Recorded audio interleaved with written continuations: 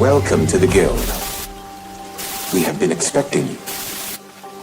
Please, follow me.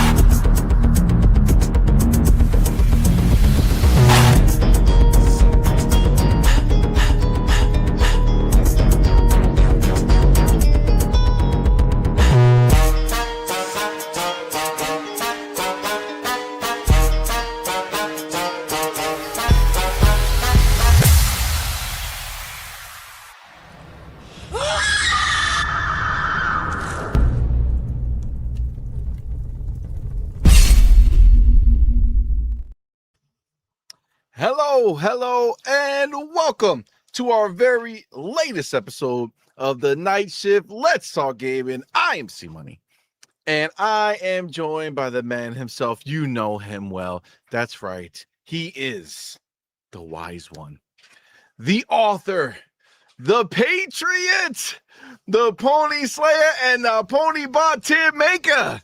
It's our boy, Hargeet Chani. What's up, man? Thank you, my brother, for being here. Appreciate you, my friend. How's it going? Yeah. It's been another fun week. The Gears thing came out. That's basically one of the big things that's happened, right? And Sony doubling down, of course, but whatever. And then we found out about Halo. Yeah. There's a lot. But things are happening. There's things happening. Not as much news, but things are happening. No, I think the biggest thing right now is the GTA Netflix, yeah, trailer partnership. Like, it's kind of like that was not on my bingo card. You know what I'm saying? I did not think that we were gonna be getting a like exclusive trailer behind a paywall for 6 hours for some reason. Like, I don't know. It's interesting. But there was also Zelnick was out here running around talking a lot of stuff, actually. Here we go. Let's lower that. All right, there we go. So yeah, there's a lot of little tidbits and stuff like that came out of that. But yeah, the Netflix partnership is interesting. Is really interesting. So we will talk about that. Gears E-Day obviously was huge. I don't know if you got a chance to. Have you gotten a chance to jump into it yet? Nope. I got the code because I had pre-ordered the collectors, so I got the code finally. I redeemed it, but haven't had a chance to play it. No. Are you big into Gears multiplayer at all?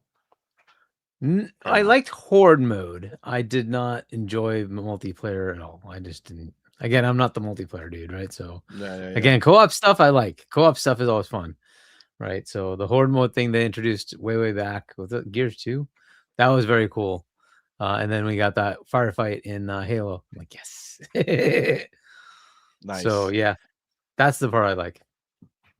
That's what's up. Yeah, that's well, I think you're probably gonna repeat like history here. I think the new Horde mode is fire. I think you're probably gonna really dig that. You know what I'm saying? I think you're gonna like that. And then I don't think anything's gonna change for you when it comes to the PvP mode, because they're crazy. Now, I did stream it yesterday on the channel, and did I get slapped up? Yes, I did. But did I get better as I kept playing? Not really. But a change of philosophy made me do better. So like I was playing it kind of like almost like a lone wolf. You know what I'm saying? Like just running around, trying to run stuff. All right, but I should have known. Like, I'm not a Gears runner. I'm not running anything in Gears. So, I kept dying and stuff. But then I think it was the homie Boss Bronze in the chat was like, why don't you try playing as a team? Now, you may think to yourself, makes sense, right? But I wasn't doing that beforehand. But then I started doing that. I started following the other guys and or the other players and just kind of making use of the confusion of other people shooting, and I ended up doing pretty, decently. You know what I'm saying? It wasn't. I do feel like fundamentally,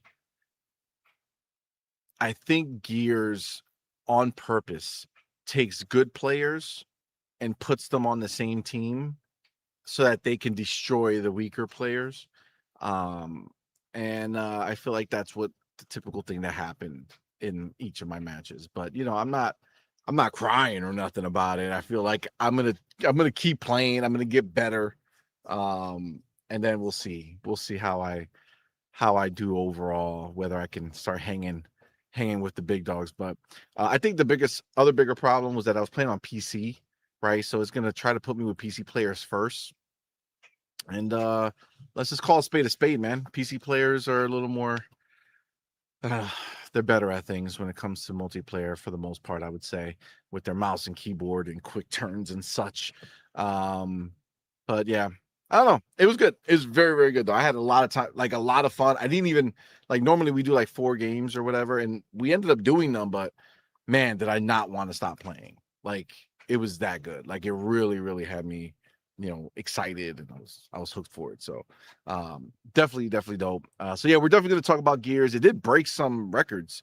So we're going to get into that. And then Halo on PlayStation 5 is being called a flop. They're saying it flopped. They're asking, was it worth it? Was it worth it to damage the brand and such? Those are good questions. We're definitely going to talk about that as well. And then there's like some off topics, like some smaller ones. Like I don't know if like that Marvel Token, the fighting game from PlayStation, people are having problems with it on PC and kind of not doing great there. So that's happening there. There was a bunch of other smaller stuff that we might get into, like EA might be selling some of its IP now that it's fully the deal went through, so they are now completely private, I guess. They're owned by some Saudi firm or whatever it is. So there's a lot of stuff depending on how far we go. All right, it just depends. All right, we're gonna get there, but before we do any of that, right, we want to go ahead. Shout out, number one, everybody who's live in the building with us, man. It's Friday night. We done did it. We made it. We made it past this work week. And we're here. And we get to relax and hang out and just shoot the shit and talk about some games, which is what we want to do, right? That's what it's about. So we're going to have a little fun talking about that. But of course, we do want to shout out everybody who supports us over on Patreon and YouTube as members. You guys are awesome. We really, really do appreciate you guys. And specifically, we want to shout out our, that was the wrong one. That would have been really funny. It would have been some old ass list that I haven't used in like 45 million years since I started this new way of doing it. So that would have been real random. Here we go.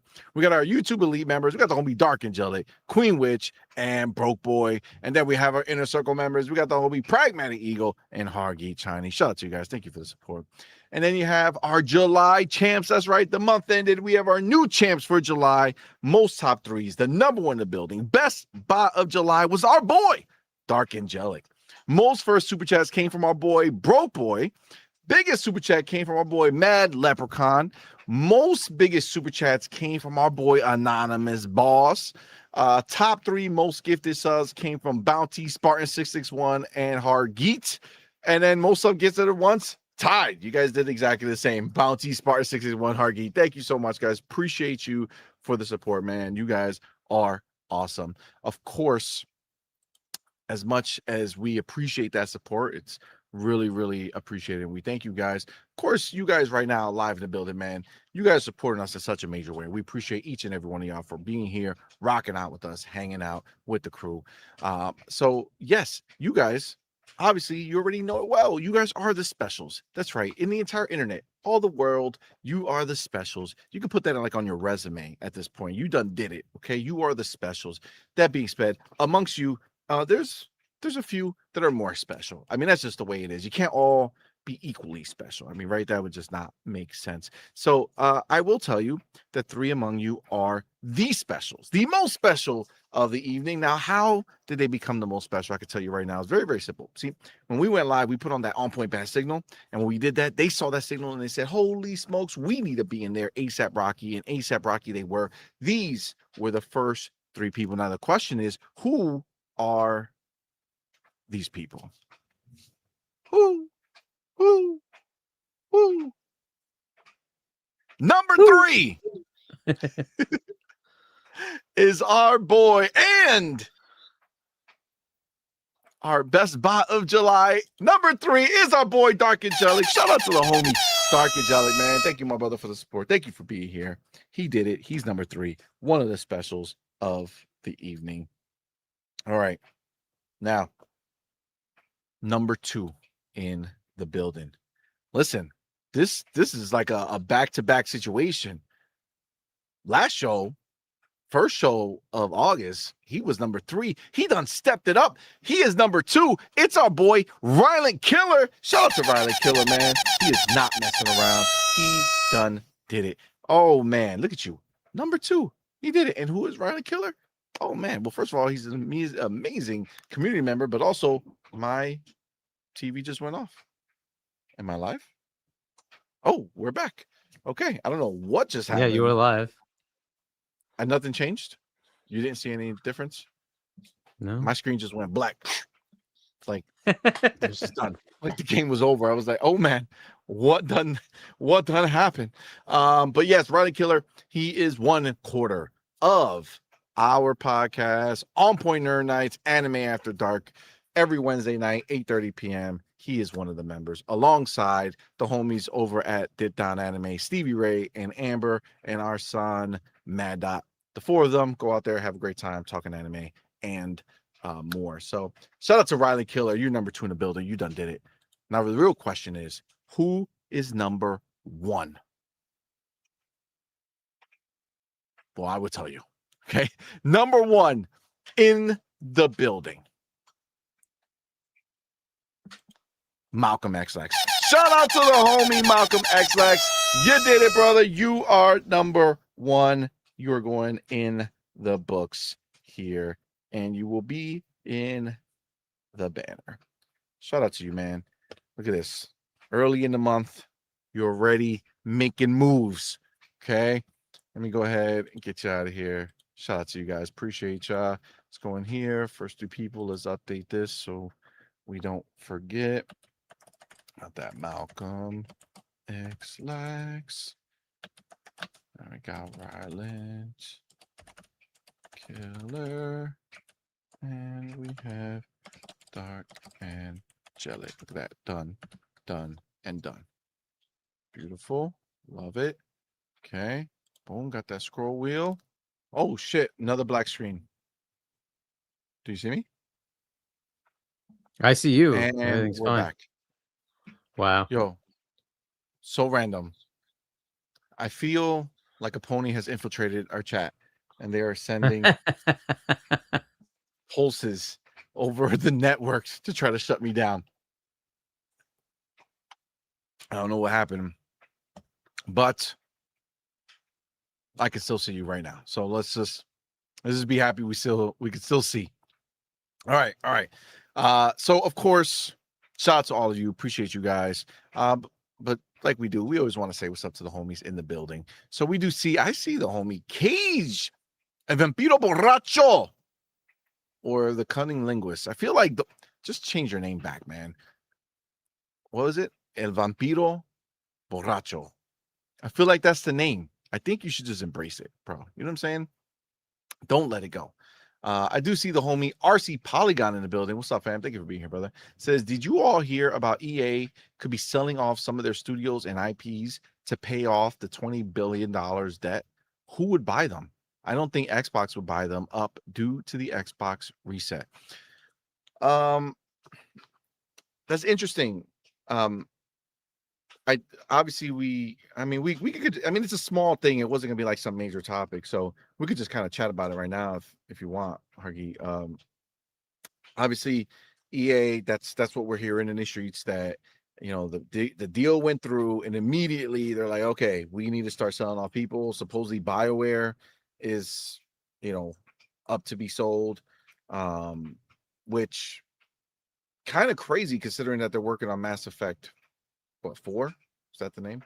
I know they did Andromeda, so I don't know how they're doing with the talking, but I don't even know who else they own, to be honest with you, anymore. Like, who the hell does EA own outside of BioWare? Do you know anybody? I guess we can look it up, but like it's mostly the sports stuff, isn't it? Yeah, it's all sports, right? Sports and what the hell else do they make? I don't think they make anything, bro. I don't know what they make anymore. I think they're out of the game outside of just their sports. I keep thinking that they made 007, but they didn't. Nope, that was IO by themselves. Yep. So I don't really know who the hell EA owns, who they would sell outside of BioWare, and I can tell you right the fuck now, BioWare is not going to get them 20 bill. Okay, it's not happening. But he also mentions IPs. And again, like, what IP does EA own of value that they don't currently use in a big way? Now, BioWare, maybe BioWare and Mass Effect.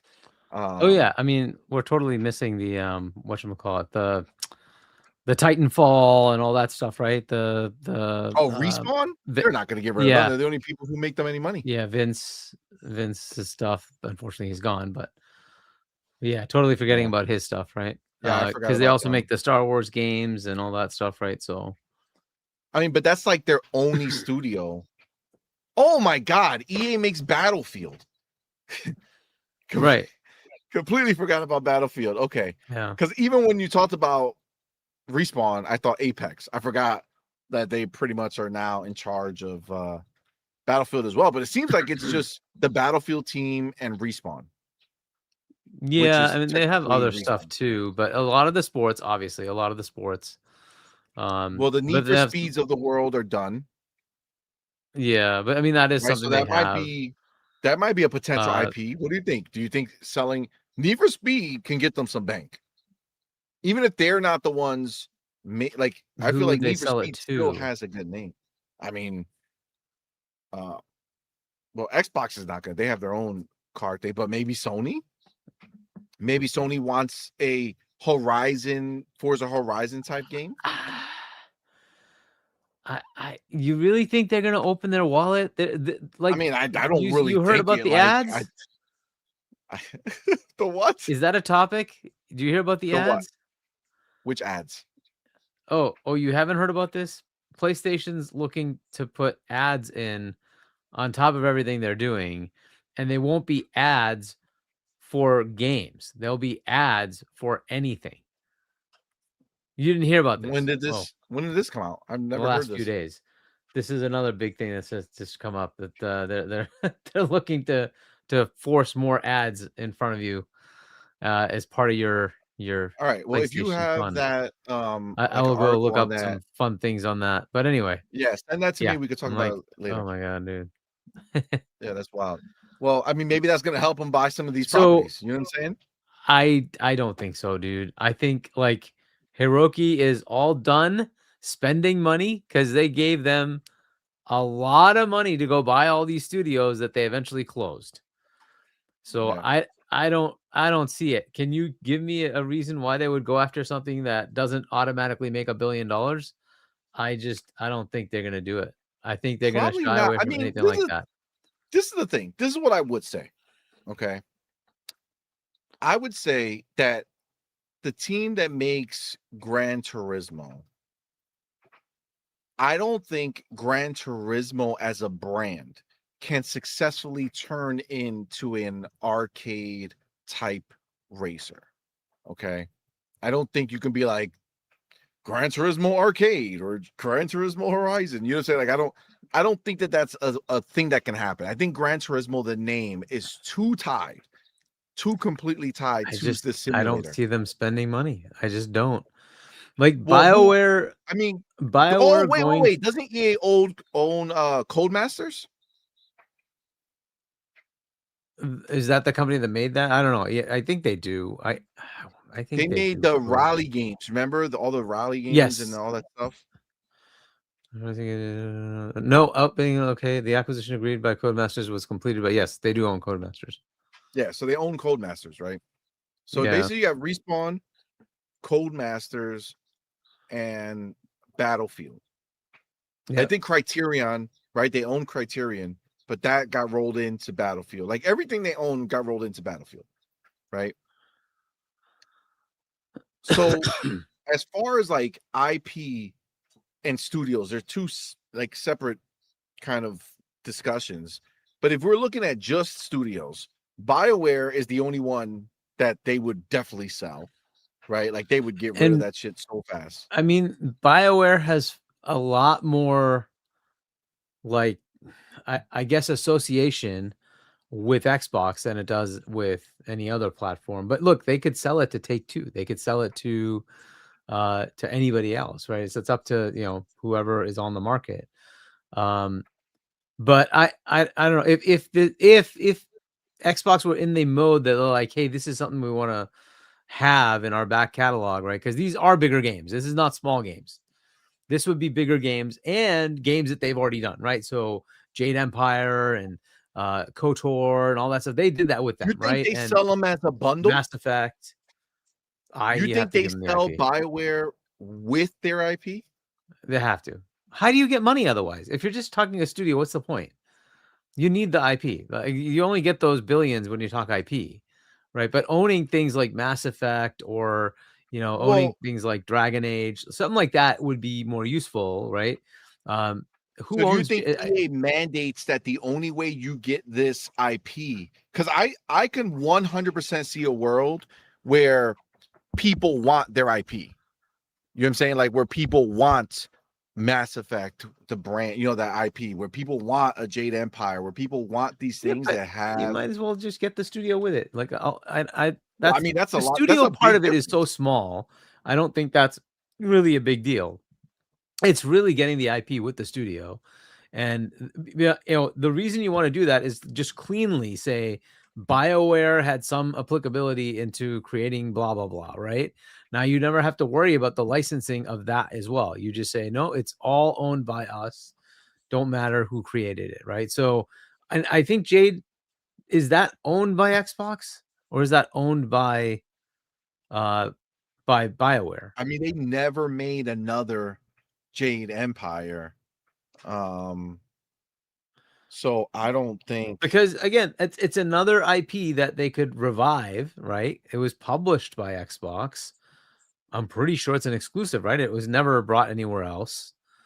No, it's owned by Electronic Arts. And so it is owned by EA. So that's one. I would say take BioWare. Now I know this is a very interesting time, right? You have to say, is it worth Xbox opening their wallet again? She did say strategically, if it makes sense, they will do it, right?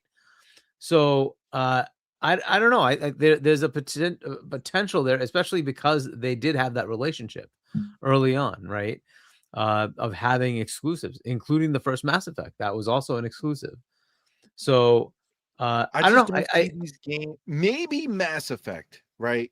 Maybe Mass Effect if Xbox is like, okay, we want Mass Effect to be an Xbox IP. That's Mass Effect, I would say, for the older generation, has a lot of clout. Mm-hmm. Younger generation doesn't give three craps about Mass Effect, right? Like, basically, if you weren't playing the original trilogy, then you don't care about Mass Effect. I think that's a fair statement to make, right? Like there's no one who wasn't alive playing Mass Effect during that trilogy that gives a shit about Mass Effect, the IP. The only people who care are the people who enjoyed the trilogy. We're the only ones who are like, man, all right. I actually didn't mind Andromeda. I also didn't complete it. So like I didn't care that it existed. I played it. I thought it was beautiful. I really loved the gunplay. I really loved the mechanics, like the little boost jet that you had when you jumped and stuff. Actually, I think they did really good with Andromeda, but the internet doesn't agree. Did you, Hargeet, how did you feel about Andromeda?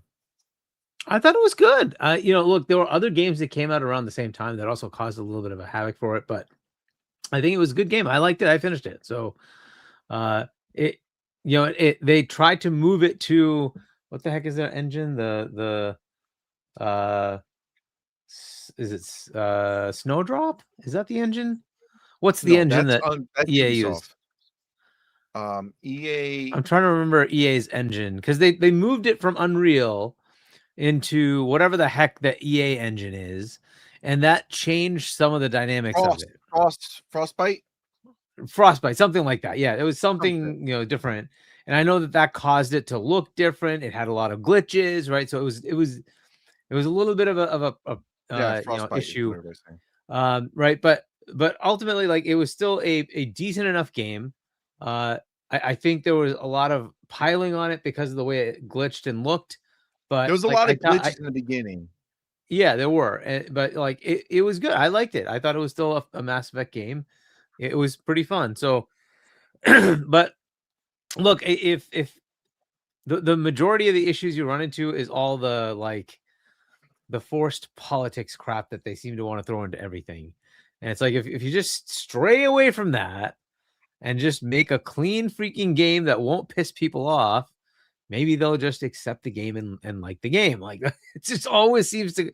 I don't even care if it's there. It's just the fact that it's going to cause a freaking annoyance with some part of the gamer community, but basically is going to make the game into trash. That's it. It just gets this bad vibe, and that's it. It's like, if they could just stop that, right? So I just finished Dragon Age, and I'm like, this was pretty good. Yes, there's some forced stupidity in there. You beat the last Dragon Age?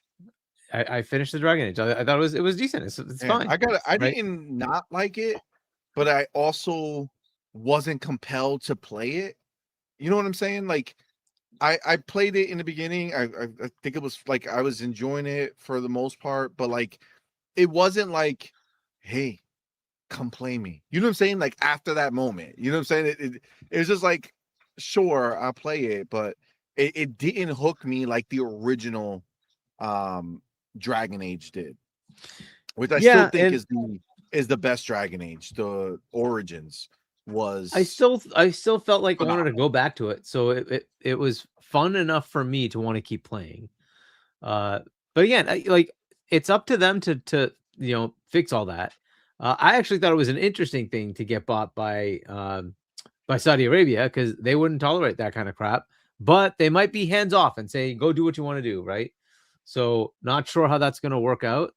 But, I mean, I think the problem is, it looks like their response is get rid of everything that would even fall in that category, because that's what it looks like they're doing. They're just like, you know what, we just want the money makers, right? I think this is the funny part. The sports games. They want Apex. Xbox bought Activision, right? Xbox bought Activision when Activision was the kind of like, it was the beacon of third-party publishers, right? They were the biggest third-party publisher that was out there. And I think everybody else is slowly moving in that direction, where EA is like, nah, the way we make money is to take the games that make money and just keep making those and stop wasting money on stuff that doesn't make us money.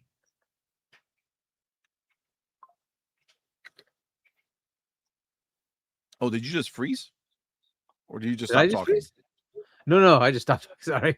Okay. You say yeah, and then you just kept looking. Yeah, you were still talking. Like, okay, I'll just wait for you. So yeah, no, it seems like that's happening in some cases, but like, that isn't happening at Ubisoft, right? They're still continuing that path, though they just decided they're going to aggregate down to like the ones that seem to be the bigger games. this is all just interesting stuff as far as the market changes that are happening to handle the fact that AAA games are untenably expensive now, and every one of them has they can't take a gamble, and so everything has to be perfect, and they're gonna follow the same formula, but then they do these stupid things where they're like, well, we'll insert XYZ political crap that will absolutely piss off a certain segment. And because it's going to do that, they're going to do that, or do you think that was just that?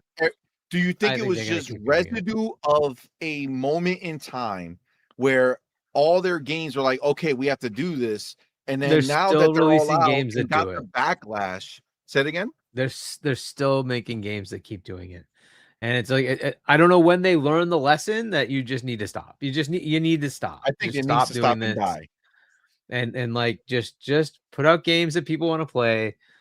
Stop it with all the political stuff. Like just put out games that people want to, because the more you keep doing it, the worse your bottom line gets hit.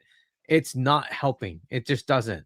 Like it just keeps creating more antagonism. I don't see why this is of value. So stop it. Just make something that people will actually go and play. And instead of just like constantly pile on, it's like the standard thing that you hear every time a game comes. It's woke. It's like, oh, dude, there it goes. That's the end of that, right? And like, I don't want to hear it anymore. It's like, just stop, just put out games that people want to play. Want to make money here. Before we continue it, let me get Mac 22TH in the building. What's up, man? Thank you, my brother, for being here, man. Thank you for the $5 super chat. First super chat and biggest super chat. Says, I hate to make my first super to disagree with you and Hargeet, but it has to be said. Andromeda was hot garbage. Hashtag sorry. I mean, listen, everybody's gonna feel what they feel. Like I said, like, yeah, exactly. I get that some people feel that it wasn't their thing. I thought it was fine. But what about it to you and to anyone who feels that way? What makes it hot garbage? You know what I'm saying? Like, what about it makes it hot garbage to you? Because I again, like, to be fair, I think I played it mostly on PC. Because if you remember, I have EA Pro or whatever the hell that thing is. So when Andromeda dropped, I got Andromeda. So for me, I played it and it was stunning. You know what I'm saying? Like, it was absolutely gorgeous. It's still gorgeous. If you play it right now on PC, like, it's stunning. It's a beautiful game. They made a beautiful game, beautiful world. Gameplay is fun. But again, I never actually finished it. But yeah, I guess I'm intrigued as to what you may think is the reason why it's hot garbage. Yeah, and like it's Whoop Whoop Kid who says, like, Andromeda wasn't a bad game, it was a bad Mass Effect game. And that might be the thing, is people were expecting a certain level and didn't get that, right? Okay, fair enough. But if you just judge the game for being a game, it was still fun. But that is true. It was not at that same caliber, right? Well, I think Mass Effect Trilogy is something that I don't think we'll ever see again in gaming. This was you had to be there moment. They literally made 3 gigantic games, all, if I'm not mistaken, in the same generation. Yep. All in the 360 generation. And they all interlocked with each other. They took every decision you made from part 1, and literally, depending on what you did in part 1, that's how you experience part 2. The relationships, you couldn't go unless you decided not to import your save. If you imported your save, the relationships you built with people or destroyed with people in part 1 followed you into part 2. And then they did it all over again for part 3. This was a unicorn of a series. And I think that's the problem that they have, is that they were like, we can't beat that. We have to do something different. That's where Andromeda came in. and it was missed for some people. I understand, or a lot of people. I don't know how Mass Effect 4 is going to go. That's my So Max says the characters with the potato faces, the wandering eyes, the lack of gameplay, the lack of drama, the bad dialogue. I could go on. I disagree on the gameplay. I thought the gameplay was pretty I thought good. the gameplay The was potato phenomenal. faces, the potato faces, the wandering eyes. That's literally the whole point. That was what I was talking about. The engine change caused all these weirdo issues that they just had to keep working through. If they had just stayed with UE, it wouldn't have had all that. And I think I think they eventually sorted it all out on console. It wasn't that way on PC. On PC, it was fine. On consoles where those problems existed, and they eventually got all the patches done to fix that. And some of the dialogue might have been cringe, but a lot of the dialogue was good. But look, it also didn't have the diversity of all the alien races that were in the the first three when you went to Andromeda, right? So it was different either, right? Yeah. So like not only the races, but like in the first trilogy, like you learned about those races. But in there was a lot more to it. There was a lot more to get. Exactly. It was so much more intriguing because you wanted to explore that universe and get more and more and more. Where here you were just kind of surviving, right? And yes, you were running into this one race and then you were surviving. Which might have been a bit more grindy, right? And it did feel like that at times. Yeah, I do get that comparison. I do get that comparison 100%. But I mean, look, I don't know. Just in general. But that being said, I still think there's a lot of value in the Mass Effect IP.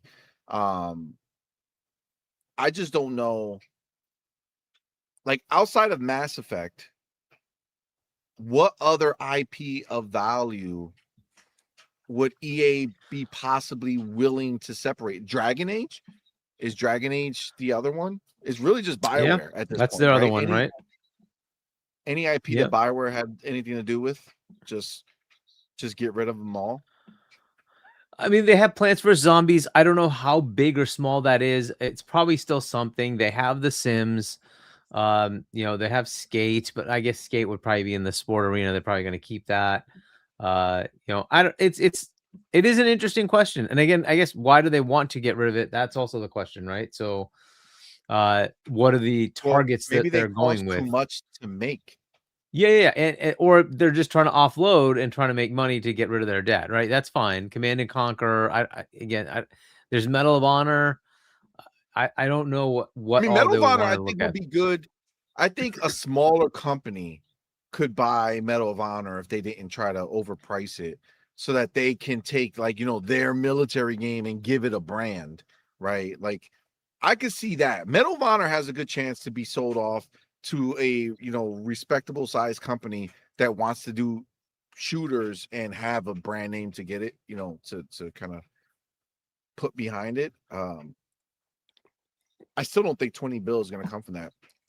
And I don't think this is the bottom line with all of it. I don't think Xbox will get involved at all with any of this. I think BioWare is not the studio that it was when they were making these games. So I don't think buying them has any value. I can see the IP being sold separately from BioWare. I can see companies saying, I want that IP, but I don't want that team. I don't care about that team. The team is not doing anything now that I like. I just love the IP from before. I guess. I don't know. It's still like if Mass Effect were exclusive again, do you think it would be of more value? Not if the team who's making Mass Effect now would make another Andromeda instead of trying to recapture what they did with the first trilogy. Well, that was a different team, right? And I don't know if you can realistically get back the original BioWare team, but this was a separate, it was a side team that said, hey, we're going to try to take on Andromeda while they were working on Anthem, I think. Was that the one with the robots? What not the mech suits? Anthem was really good. Anthem, right? Yeah, they were working on that instead of working on the next Mass Effect. And so there was a side team that said, hey, we'll take on Mass Effect, and they made Andromeda. So I don't know. If somebody were to get them, that would be the one that seems to fit for me because of all the relationship they had from before, right? This was literally the one that they were working with for like half a decade to a decade to make games that were exclusive to Xbox. right? So I would say that one is a more likely relationship. And the only reason they couldn't buy them, if you remember, Microsoft was in legal trouble with the whole Internet Explorer thing. So because of that, they were being deemed a monopoly. And because of that, they weren't able to go buy stuff. So Xbox was held back from being able to pick up BioWare, right? Because of Microsoft. And so, like, because naturally that's where it would fit, right? It was so like organically grown because that's what they were all the games they were making. They were Xbox games, right? And it's like, well, okay, that should just be an Xbox studio. You've done quite a few, great games that did well, and then unfortunately, they just couldn't buy them, so EA ended up picking them up.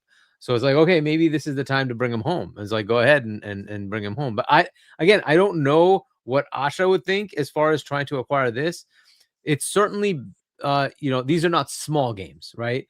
Her idea was like, hey, maybe indie games isn't the thing for us.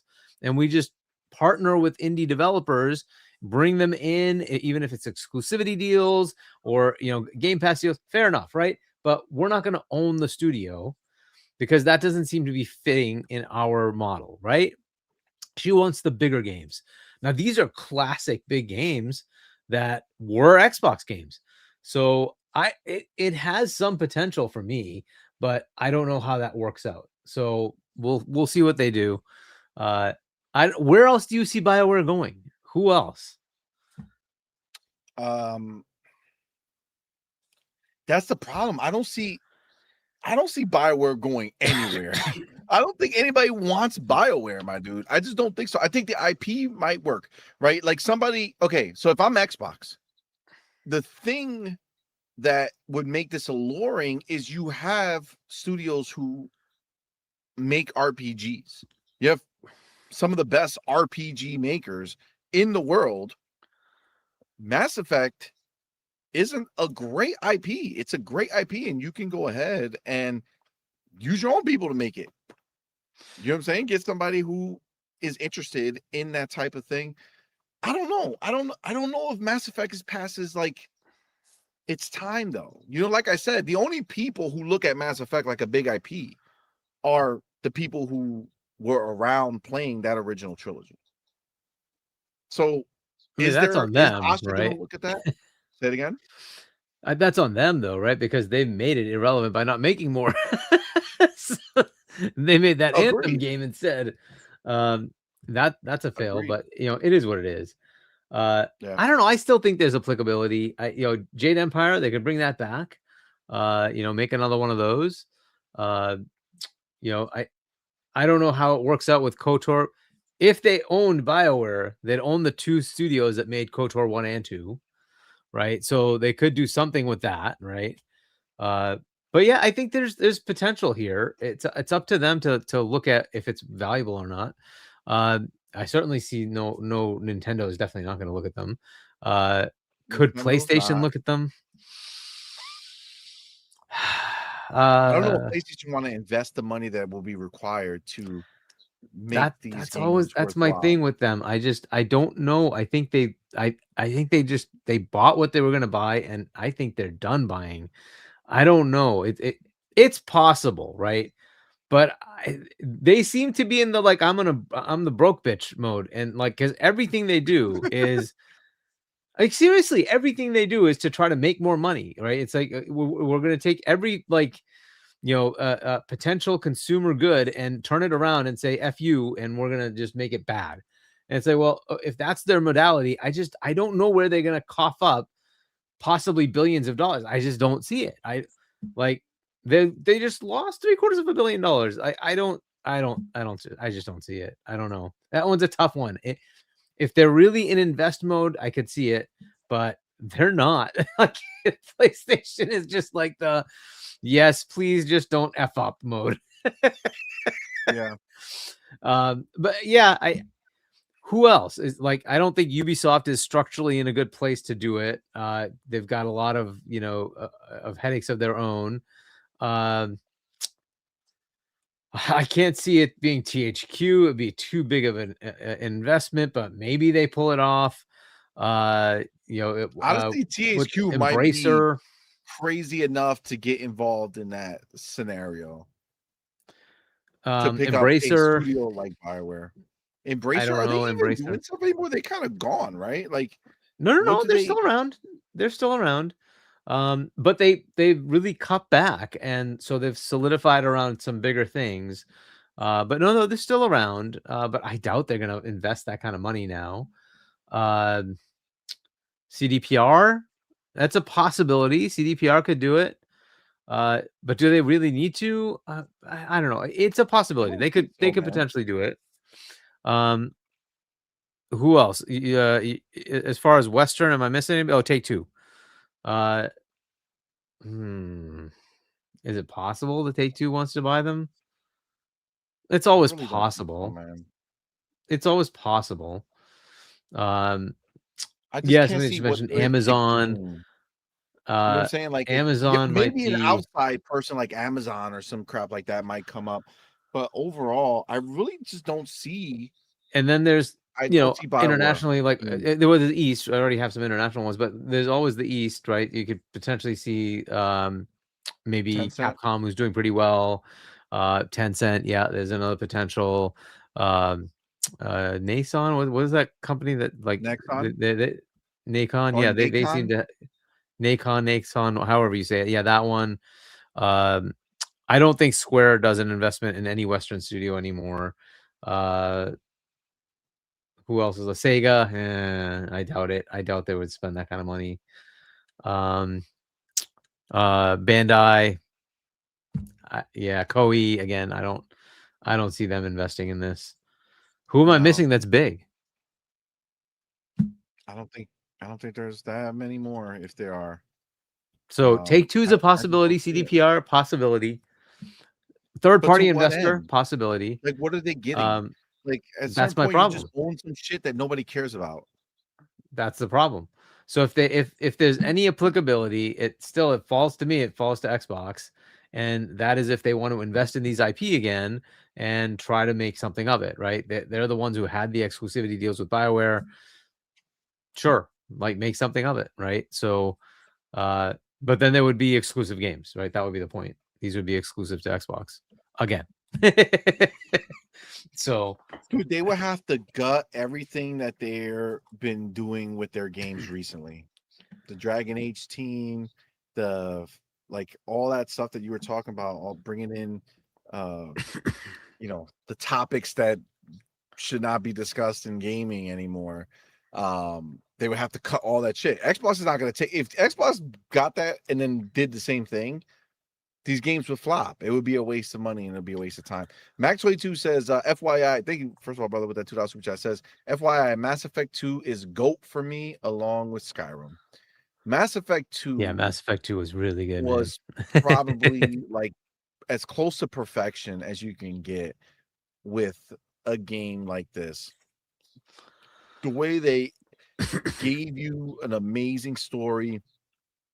It, first of all, took all your things that all the choices you made from part 1, brought it into 2, and then literally I don't think there's since that game ever been a game to come close to making me give a crap about the extended party of a game, like your party members, like that game. Like they gave everyone really engaging and meaningful stories to follow. You know what I'm saying? That you cared about following, that you enjoyed following. Yeah, I agree. And 3 was also really good, and a lot of people give 3 a lot of crap because of the ending. Yeah, and they did try to fix the ending, but up to the ending, that game was also really, really good. So it was a great trilogy, man. That was it's definitely in my top 5 is the Mass Effect trilogy. It's just one of those massively awesome ones. But yeah. Yeah, I mean, I think at the end of the day, the answer is I don't think there's a good chance for any of that shit. I don't know who would buy it and for how much they would buy it. Like, I feel at this point, you would have to sell BioWare for so little in order to make people want to buy it. Well, but okay, they're not spending $20 billion, right? But let's say they were able to pick this up for $1 billion, right? Is that a worthwhile investment for somebody like Xbox? Yeah, absolutely. Right? Why not? Hell yeah. For all those IPs? Yeah, why not? Right? Oh, you're still assuming Bioware and IPs go together. Of course. Otherwise, it's not worth it, right? You get all the IPs that go with it, right? Absolutely. So that would be part and parcel of it. So you get all those and see where it goes, right? And then you have some potential to say, okay, well, there is a Mass Effect that's coming up, right? That is coming out soon. That would now be another one of the exclusives that they would have.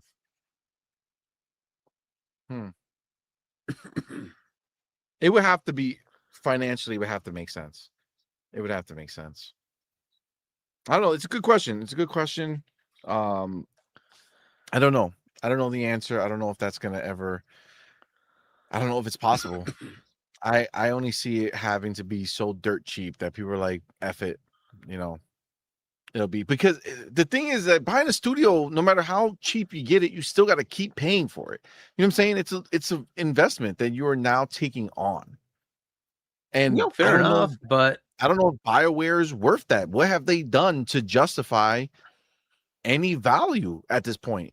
Every IP that they had a value, their last entry did not do well. I mean, how do you sell them? How do you sell them? How do you get anybody to say, yeah, that's cool, that these are the people we want to buy and support going forward? That's a decision they have to work through, right? And I don't think it's like it's dead. But as I pointed out, they need to clean up all that stuff. Just don't go there. Make sure your games are just judged for games. I still much rather have Xbox say we're gonna buy Crystal Dynamic and Eidos Montreal. I'd rather them go buy them two, bring them in, than to spend money on BioWare. Like, although you know, I was fine with Mass Effect and I was fine with Dragon Age, they didn't make anything remarkable. You know what I'm saying? Like, it wasn't.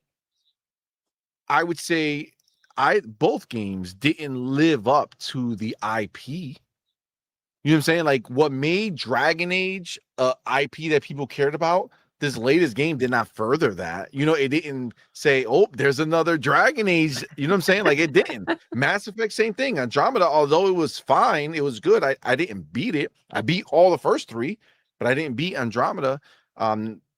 Like, they didn't further the IP. They didn't make it grander. They didn't make it better. So I just don't see the value that BioWare can possibly have to anyone, to be honest with you. It might be rough to say and hard to hear for any BioWare fans who are in the chat right now. But I don't think it is. And I wouldn't even trust them with my IP. You know what I'm saying? So, like, I wouldn't even say, like, hey, BioWare, why don't you help with a Fallout game? You know what I'm saying? Or why don't you help with the Elder Scrolls game? Like, I wouldn't trust them. I wouldn't trust. It's not the same BioWare that worked on that trilogy. Well, of course not. That's the way it goes, right? I mean, teams change. Just look at Halo, right? Is Halo, like, is that studio really the same? Even though it started with some of the people from Halo, it didn't matter. It's still not. They've never been able to reach the heights of the original trilogy. It is what it is, right? So, but all things change. You just have to deal with it.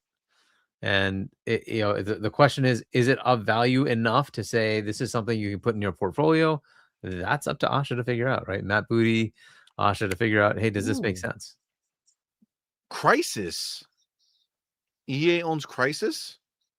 No, Crysis is Crytek. It's what it is, Crytek, right? That is the company. Crytek is the developer. Yeah. Does Crytek own Crysis? I'm pretty sure. Isn't Crysis like the game that they use to showcase the engine? Am I missing something? Hold on.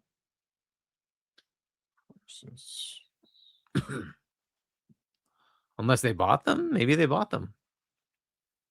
I know they published a few. Yeah, they published a couple of them. Yeah. All right. Electronic Arts was the publisher for the 3 games. Yeah. They did not buy them. Okay. All right. So no, Mean Machine brought up EA and Crysis, but that was just they just published those games. So yeah. I don't know. It's sad. I wish the conversation could be more exciting as far as like, oh man, it would be cool if they got bought. I just don't think it would matter. Crispy Bomb, what's up, man? I see you, homie. How you doing, bro? Crispy Bomb must be in his heaven with Gears out in these streets. But yeah, I don't know. Great I guess great. It turned out to be a bigger topic than I thought it would have been. Right, we've been talking about it for a little while now. So, well, that's how it rolls, man. That's how we do here. Just kind of happens, and we just keep it doing. Crytek's another one though. Honestly, Crytek frustrates me. I wish Xbox would have just owned them. I know they won't buy them now, but like I like Rise, Son of Rome so much. I feel like that was a fantastic game. That I mean, obviously it's still out there and you could play it now. It feels good to play. It feels fresh. And honestly, it's better to play now because you're done with all the bull crap that was, circulating at the time, trying to make it seem like it wasn't a fantastic game. But yeah, they have like the Crysis IP. They have that. There's a lot of stuff that they can get from Crytek, and I feel like Crytek's engine is actually really, really good. They just don't have the money being poured into it, as opposed to if they were owned by a big company. I don't know. I mean, there's potential for other parts of it that they could sell, right? So, but it just depends on what they want to keep, right? So, like Respawn would be something you could sell that's got value, and if they want to sell that, they'd be taking some of their bottom line because Apex does make them some money. But they could do that. That at least has some value. They could get rid of Battlefield. Maybe they just don't want that anymore. So they're just going to do sports, you think? They could. I mean, we're all assuming that they're going to keep the sports because that would be like the dumbest thing to give up, right? Because it's like an annual 100%. cash cow. So my assumption is they're going to keep that, right? So what else, right? If you have anything of value, it would be those kind of things, right? So you take Apex off the table and say, we're going to sell that. Okay, fine. Do that. Go ahead and sell that. So Respawn goes away.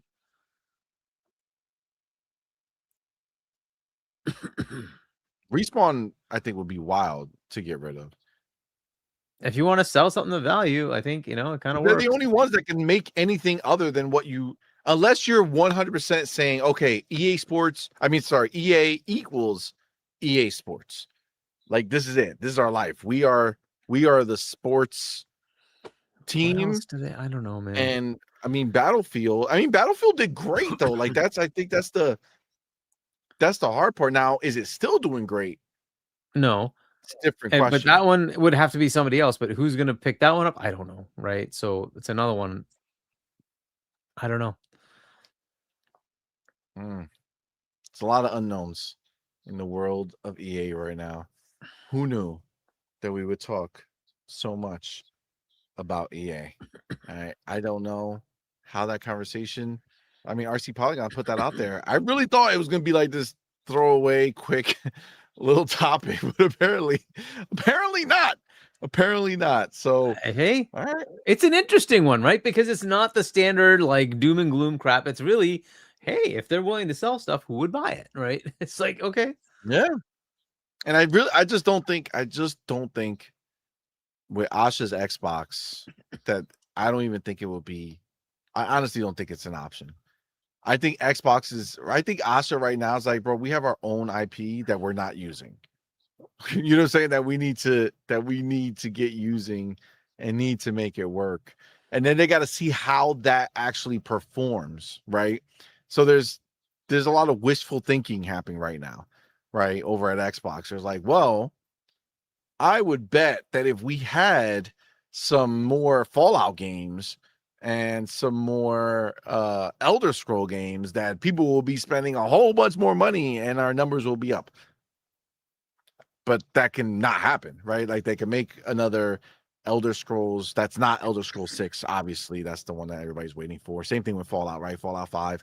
They can try making these side things and they can do nothing, right? So these are just still gambles in their mind. They don't know yet. And I don't know if that's like when she talked about spending money, she talked about it in a way where if we are not where we want to be in a certain area, I'm okay buying our way to that position.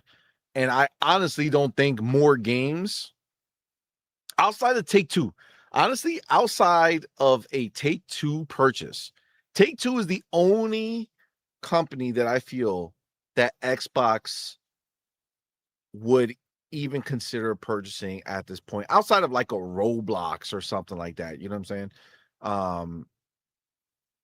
But I feel like Take-Two would be the only one. I feel like Take-Two would be the one, unless EA got I sold have to the one other big Saudi. one.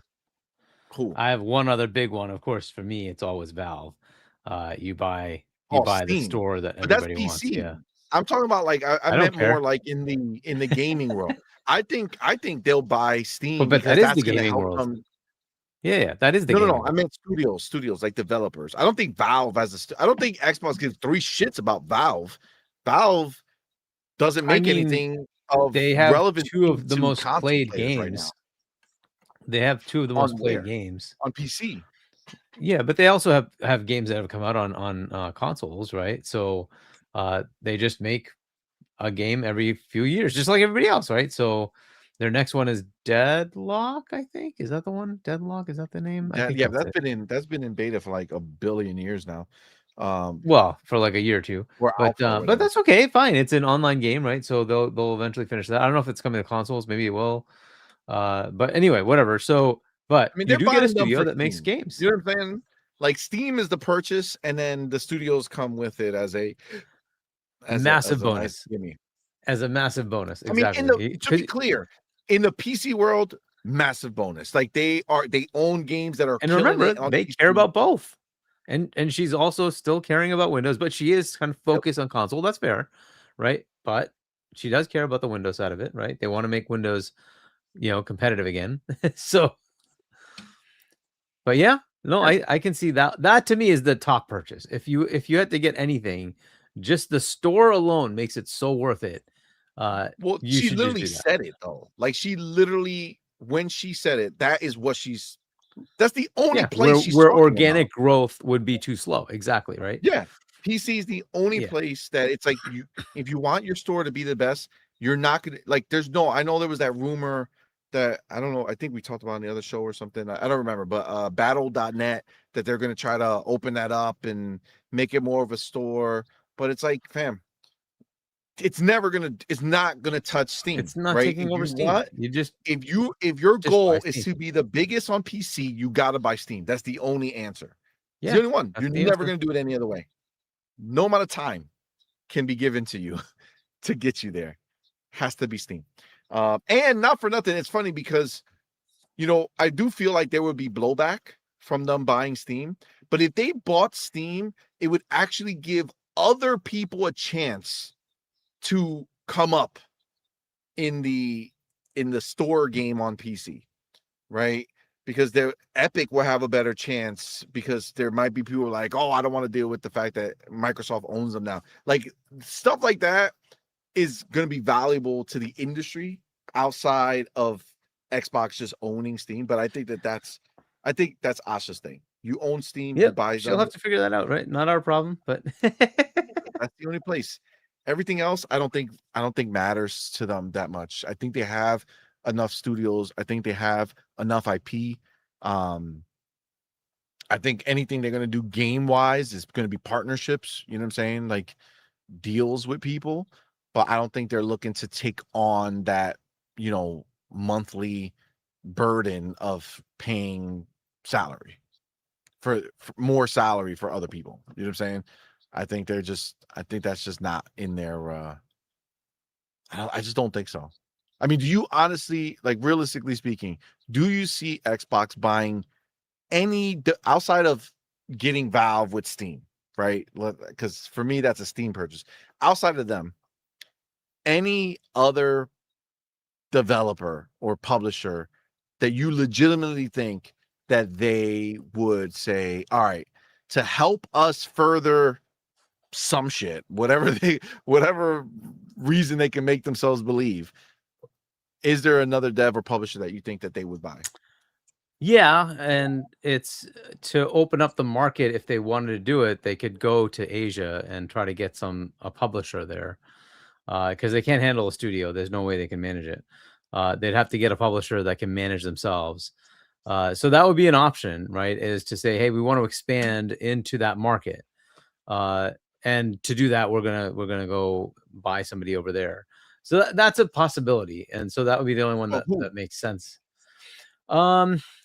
Look, the one that seems to be doing well is Capcom, but I don't know that they would be the one that you could purchase. The lower tier ones, it's probably Sega still the best like partner value because they do so much with them. They literally have games coming out day and date in Game Pass, and they're pretty big games from a Sega perspective, right? They have games like Stranger Than Heaven. It's coming out day and day in Game Pass. Persona 6 day and date in Game Pass, right? So there's a lot of partnership they're already doing there. So that could be a potential that you could see. Okay, that potentially works, right? It also gives them Rovio, if I remember right. I think Sega owns Rovio. Sega, yeah. Which does help with their mobile ambitions. It gives them another big mobile publisher, right? So I think this is the potential that makes sense. There's Square, but I don't know. They're okay with Square. It's okay, but I don't know that they would get to that level to buy them. It just seems likelier to be Sega. And then you have the other two, Koei Tecmo and Bandai Namco. I don't know that it works there. From is not happening. So you're basically stuck with that one. Makes the most sense to me. So I don't know. From is kind of dead already, right? Like if we're not dead, they're owned by Kadokawa, whatever. Kadokawa. Yeah, but when I mean, like, I think From Software had their moment, and that's it. The peak was reached. They're not going higher. Elden Ring was the pinnacle. Everything they've released since Elden Ring has not done anywhere near, even Elden Ring adjacent has done nothing in comparison. I think it was a perfect moment in time where they made Elden Ring and it just hit. And I think they're done. I don't think they can do anything that will excite anyone. I don't think an Elden Ring 2 will do it. I think Elden Ring 2 would be like, oh, wow, that's dope. I don't think it'll hit the same numbers. I think there's a lot of people who bought Elden Ring 1 because of the hype, but never engaged with it more than much after the purchase. Yeah. So I don't think I don't think they reached the hype. I think From is. But yeah, that's why I think Sega is probably the one that makes the most sense if they were going to go after it. I mean, my first target would obviously be Valve. You have this massive problem of the store. You just need to get rid of that problem. And like she said, organic growth being too slow, that has been the Xbox store on PC. It has just not gotten anywhere. As much as they want to try to expand on it, like, I don't know how much longer you keep wasting your time instead of just saying, open up the wallet and buy the thing that everybody's using. Because it doesn't even matter. Just think about the amount of money you're just going to make by doing nothing. Just leave them alone and just take the profits. That's all you have to do. Even, like, no one has to know. Just leave them alone. You know what I'm saying? Like just make you don't need money. to do no announcement on Steam's page. Like, hey, Xbox bought or Microsoft bought us. Nope. You just business as usual. The moment you buy them, you just let it be another name on your right. Your balance. Let it roll. Let it keep pouring in the billions. Now you're just are just the ruler of PC, but nobody needs to know. You just take the back end and you call it a day. I mean, the flip side of that is if there's any impediment that there is for Valve or for the Steam store, because of the Windows side of it, they suddenly now have open access to go talk to the Windows team and fix it, right? So they do get that added benefit. You also get Steam OS. They do that as well. But like it's just so much of an obvious answer to me. If you want to go look at where organic growth isn't working for you, it's obviously there. Just fix it. I know there's going to be a cost, but so what? Go fix it. And that's the obvious target. Now that's a big acquisition, right? That's a big, take on Asha. She would have to go figure that out. But it's well worth it. It's so well worth it. I mean, I feel like Asha is definitely somebody who's like, okay, I made my mark in all these other ways. This is the thing. The one thing you can never take away, no matter how you might view it, Phil and Sarah brought in ABK. Yep. They got ABK. They landed one of the biggest freaking deals ever. And Steam won't be that big. Steam won't be that big of a deal. It's not going to be a $70 billion deal. But it's the impact to Microsoft's business. It's literally just free money, bro. Like they just print money. It's not as much money to buy as the other place, but you're getting this constant free money that's not bogged down by all the money you have to spend to do anything. You're not giving away free games on Steam, right? And if anything, all it's going to do is give you another place to sell Game Pass, because you'll finally be able to offer Game Pass on Steam with no impediments, right? You have no problems anymore. And bro, think about if they do offer Game Pass to Steam, that also means that Xbox Play Anywhere will start including Steam copies. Yeah. Bro. Right. I mean, it's just so much better overall, right? So it allows for that potential growth of Game Pass as well. It is a pretty good potential one, right? Rachie says Microsoft fixed Steam. Microsoft can't fix Windows. I said the opposite. I said if Valve has any impediments with Windows, they can now walk over to the Windows team and say, fix these things. Gosh dang it. Facts. Yeah, I think overall that'd be and again, my point is that Asha knows that there's very few things that she can do to challenge that moment from Phil would be and one of them. Sarah. Valve would be one of Valve, and if you get Valve and an Eastern publisher, I mean, that would be crazy. Now you say Sega, and I feel like Sega is cool. Okay, I do feel like Sega is cool, and I feel like Sega has a great relationship with Xbox, and I do agree that would be probably the most likely because they're already so friendly, and we do know that there was already ambition to purchase Sega, to buy them anyway. Exactly. That was already lined up to happen.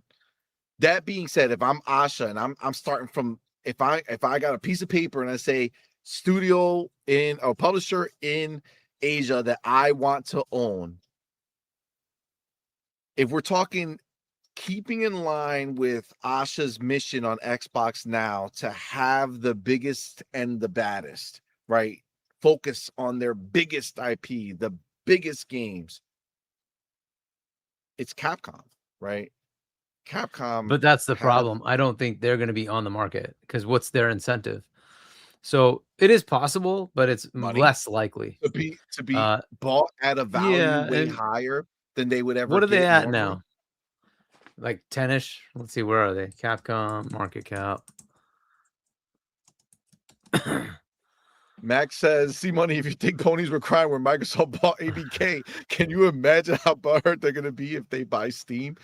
I mean, they definitely would be very upset. Very upset. That would be a big whatever. I don't think that matters. I think PC players actually be the ones who'd be real mad. PC players will start saying, let's boycott.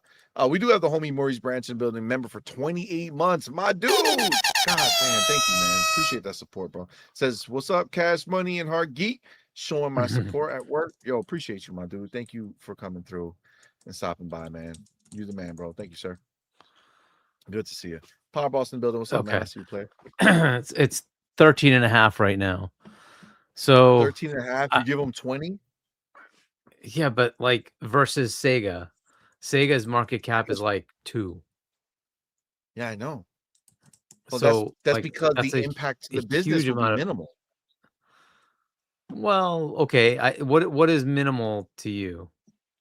Big IP, right? So Yes, what is Persona's a good IP, right? But like, okay?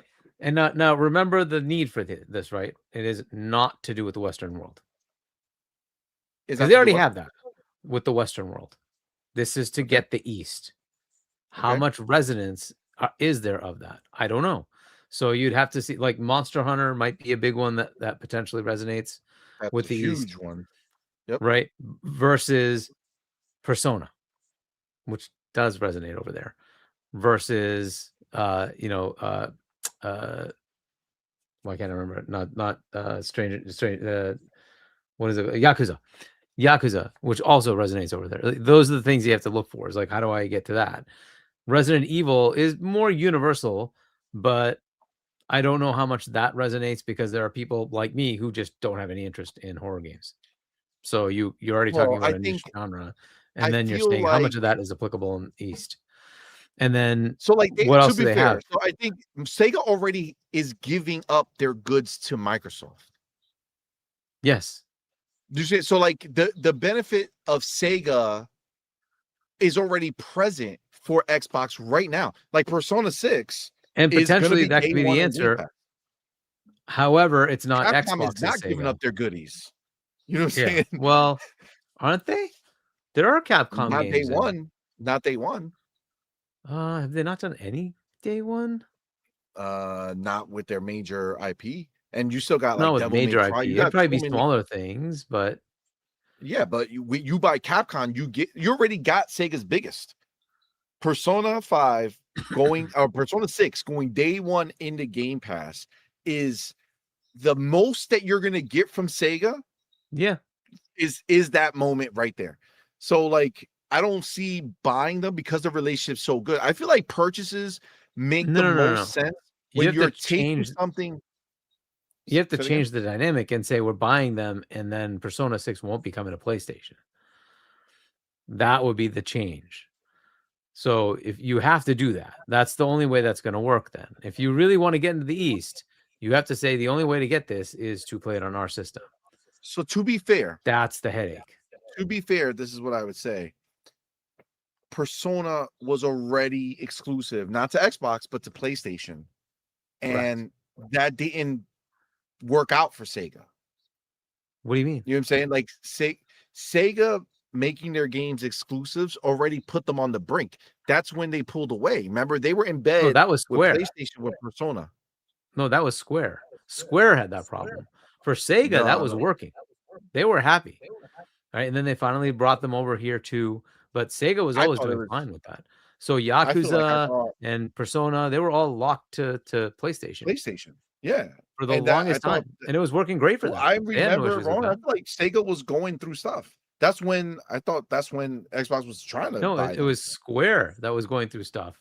No, I know Square shit the bed with Final Fantasy. And then they're like, oh, we got to get rid of these Western studios. So they got rid of IO. They got rid of Crystal Dynamics and Eidos. Right. They did all sorts of stuff. Like they were the ones always in trouble. Sega, I don't know. They've done their normal up and down, right? They bought stuff, they sold stuff, they shut down some things just like everybody else did. But that's just normal stuff. But they've never been in financial issue. It's always been that. Really? I'm missing the other one is Konami, right? I kind of forgot about Konami. Oh, Konami's I don't know. So, but yeah, so that's another one that does exist. Yeah, but Konami has no value to anybody outside of the few games that they make. I know they own Metal Gear, but that's a dead franchise. They can only remake stuff. They're not making anything new with that franchise. Silent Hill is fine. They got that new Silent Hill coming out. It's fine. You know what I'm saying? Like, it's not bad. It's not great. I just don't know. I feel like Capcom, again, because you already have, like, you know, the saying, right? Like, why buy the cow when you get the milk for free, right? Like, you're already getting what you want from Sega. It's Capcom that's the, you know, you're not getting exclusivity. From what? From Sega? From Sega. You're not getting I exclusivity. don't know. I mean, I guess there's gonna be a certain crowd that's gonna hype it up. But I don't think that's gonna I'm matter. just trying to look at a way that how do they get market share in Asia where they're non-existent? You don't have any market Xboxes share. out there to make it exclusive. But that's the thing, right? So you have to go down that path and say, well, no, I want to do that. To make that work, you have to say this is the compelling content that you want to play. Come here to play it, right? So that's just something they're gonna have to play through. I don't know how that's gonna work out. Plus, Sega is bringing back a lot of their older IP, so that could be an interesting thing if it works out. But Capcom is a huge gamble because I don't know that it works. I don't know that it works because it's very hard to say I'm going to take like Monster Hunter and make it exclusive. That's okay, not I understand. likely. You're talking about for the exclusivity joint, right? That's like what you're primarily But talking about with that's these the whole purchases. venture, right? If you're going to go there, the venture is I have content you want to play. The only way to play it is PC or Xbox, right? That has got to be the play. Otherwise, there's no point. Like you said, they already have the game. That's in Game Pass. Go ahead and you play it, right? They already have that. That's not the issue. It's how do you entice people to come to the platform? So that would be the only thing outside. And your original question was, who do you think they would buy? And that would be the thing to look at is like organically growing in Asia is very hard for them to do. So that would be the reason you would do that. Outside of that, Valve is the obvious like no-brainer to me. It's just to go buy Valve. That's the one that makes the most sense. Do you think they could buy more than one in Asia if they wanted to? Oh gosh, I think they at like this I point, feel like if you got Sega and Capcom, I mean, you got at this point, I don't think they should venture too far because they have shown an inability to actually manage what they have. So I would rather they be able to figure out, hey, especially when it comes to another territory like that. The problem they had with Tango was it's 12 hours difference, and they're like, how do we even talk to these people because they're working in off hours for us? So if we had to help them, how do we do that, right? It's one thing for management to talk, fine, they can take the hit. But when your average development team is a potential to help that team, it's like, well, how do I help you? You're off hours for me. So you're asking your dev team to work during the day and then work in the night to help another team. It just doesn't work.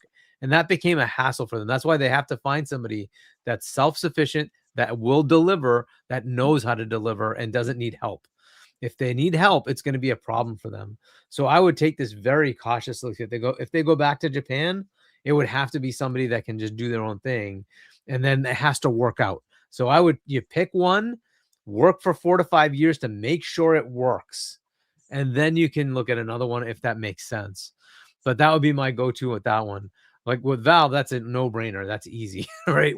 That was what happened with Tango is like everybody left and they're like, how do I fix this? Even if I could try to fix it, you're all the way in a different time zone, all the way with a different language. How do we even make this work, right? So it just wasn't going to happen. So that's something they have to just work through. You know, Sega gives Xbox Sonic. Yeah, and it gives them the name Sega, by the way, right? They could always say the Sega, Series X. That's also start true. Selling it. That's also true. I wonder if deep inside Sega, they still have some of those engineers and people who worked on the Dreamcast, or did they get rid of them? Did they all bolt and become Xbox? I'm just saying they might have some valuable insight. Sega failed because of bad business decisions, not because of bad consoles. Yeah. But man, imagine like the Dreamcast comes back. It's just a rebadged Xbox, but it's the Dreamcast comes back. And people just nostalgia alone would just say, oh, wow, it's Sega. Let's go buy a Sega. Right? Like that's a whole different ball game. I mean, in Japan, in Asia, you can just drop Xbox, the name. Nobody cares about Xbox in Asia. In Asia, you release a new Sega. Powered by Damn, you just made this really compelling, Hargeet. I'm not gonna lie, you just made this shit make so much sense. Bro, the perfect thing to do is this is the Sega Helix or the Sega Dreamcast Helix. That would be crazy. That would be crazy. Right? You launch going into Japan saying, or into the East saying, we have a new console with our, it's a new Sega console. This is what it is. It's, oh man, that would be crazy. And like there is like precedent for this where Nintendo used to name their consoles differently in Asia versus in America. So 100%. And they even look different. Certainly do that. Yeah. So it's totally viable.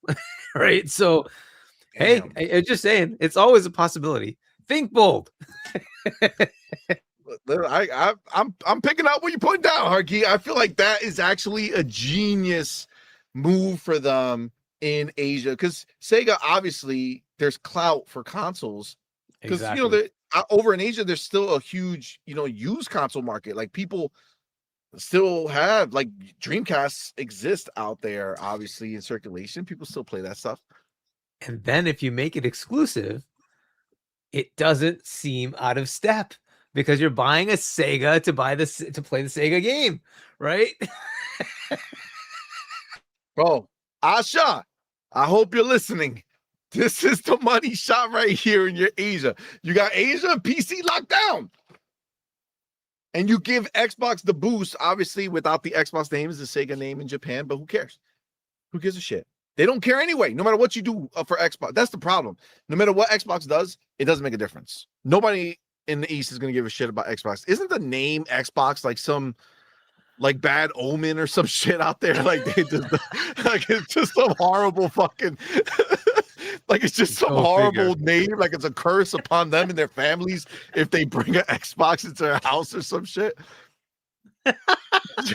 I'm just telling you, I think you go ahead and just fucking make a new Sega out there.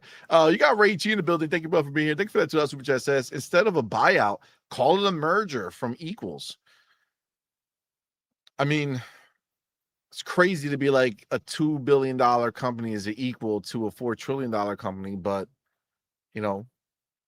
I can see the idea. I guess you call it a merger. We're merging with Sega in the East, and they're merging with us in the West. Man, I think that would actually be phenomenal, bro.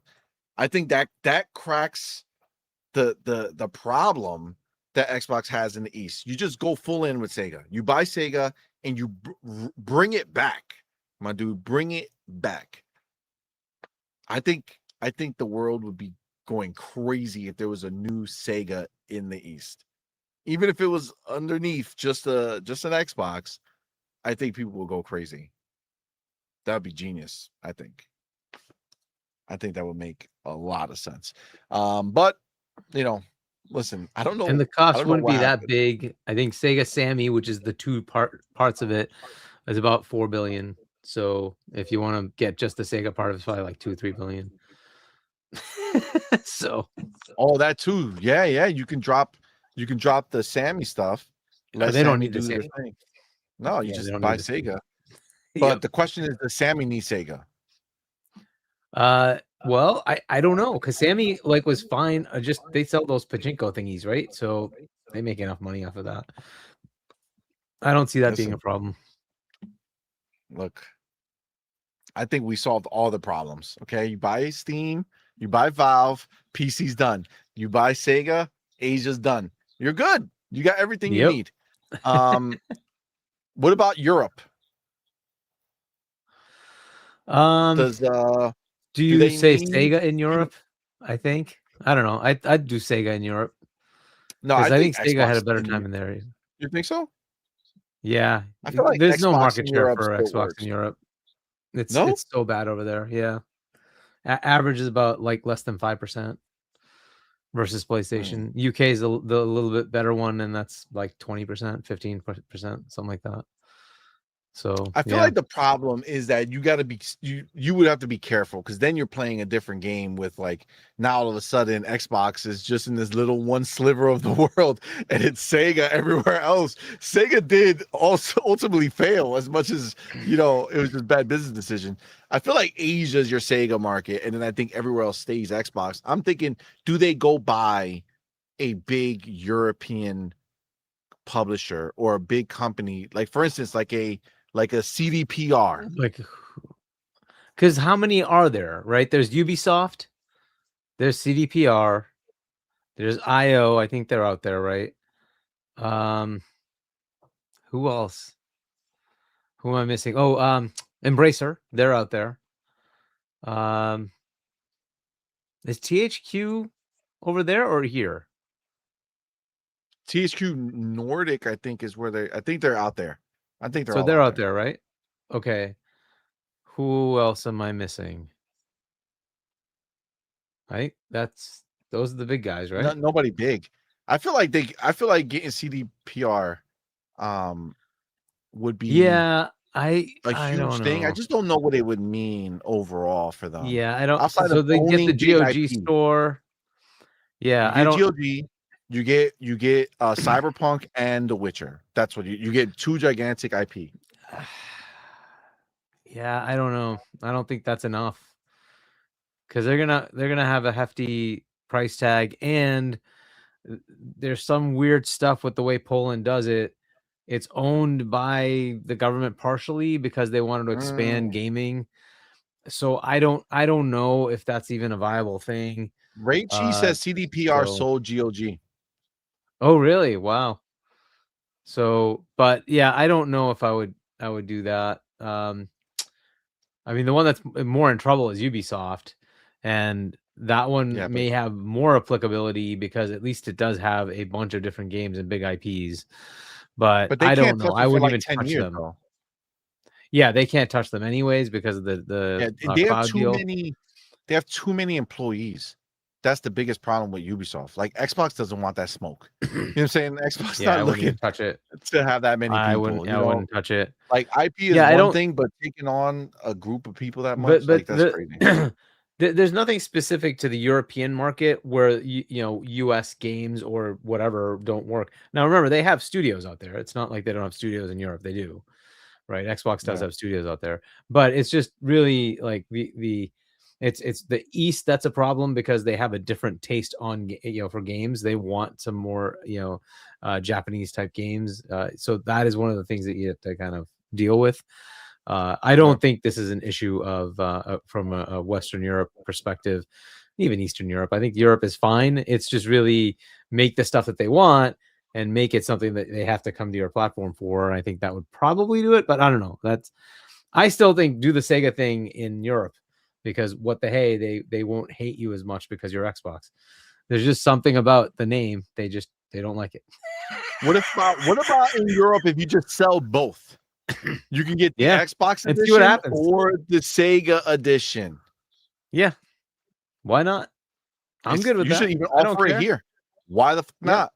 You know what I'm saying? You could buy the special Sega edition of the Xbox. I don't know. There's a possibility.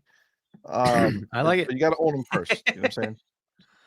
As long as you own them, you're good to go. Was that even a topic? That wasn't even a topic.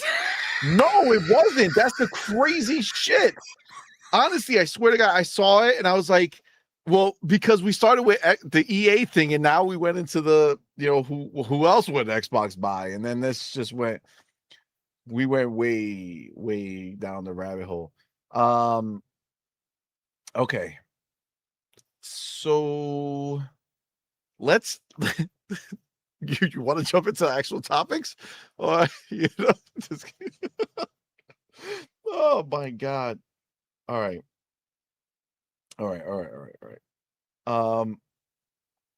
So let me do this and then we'll go into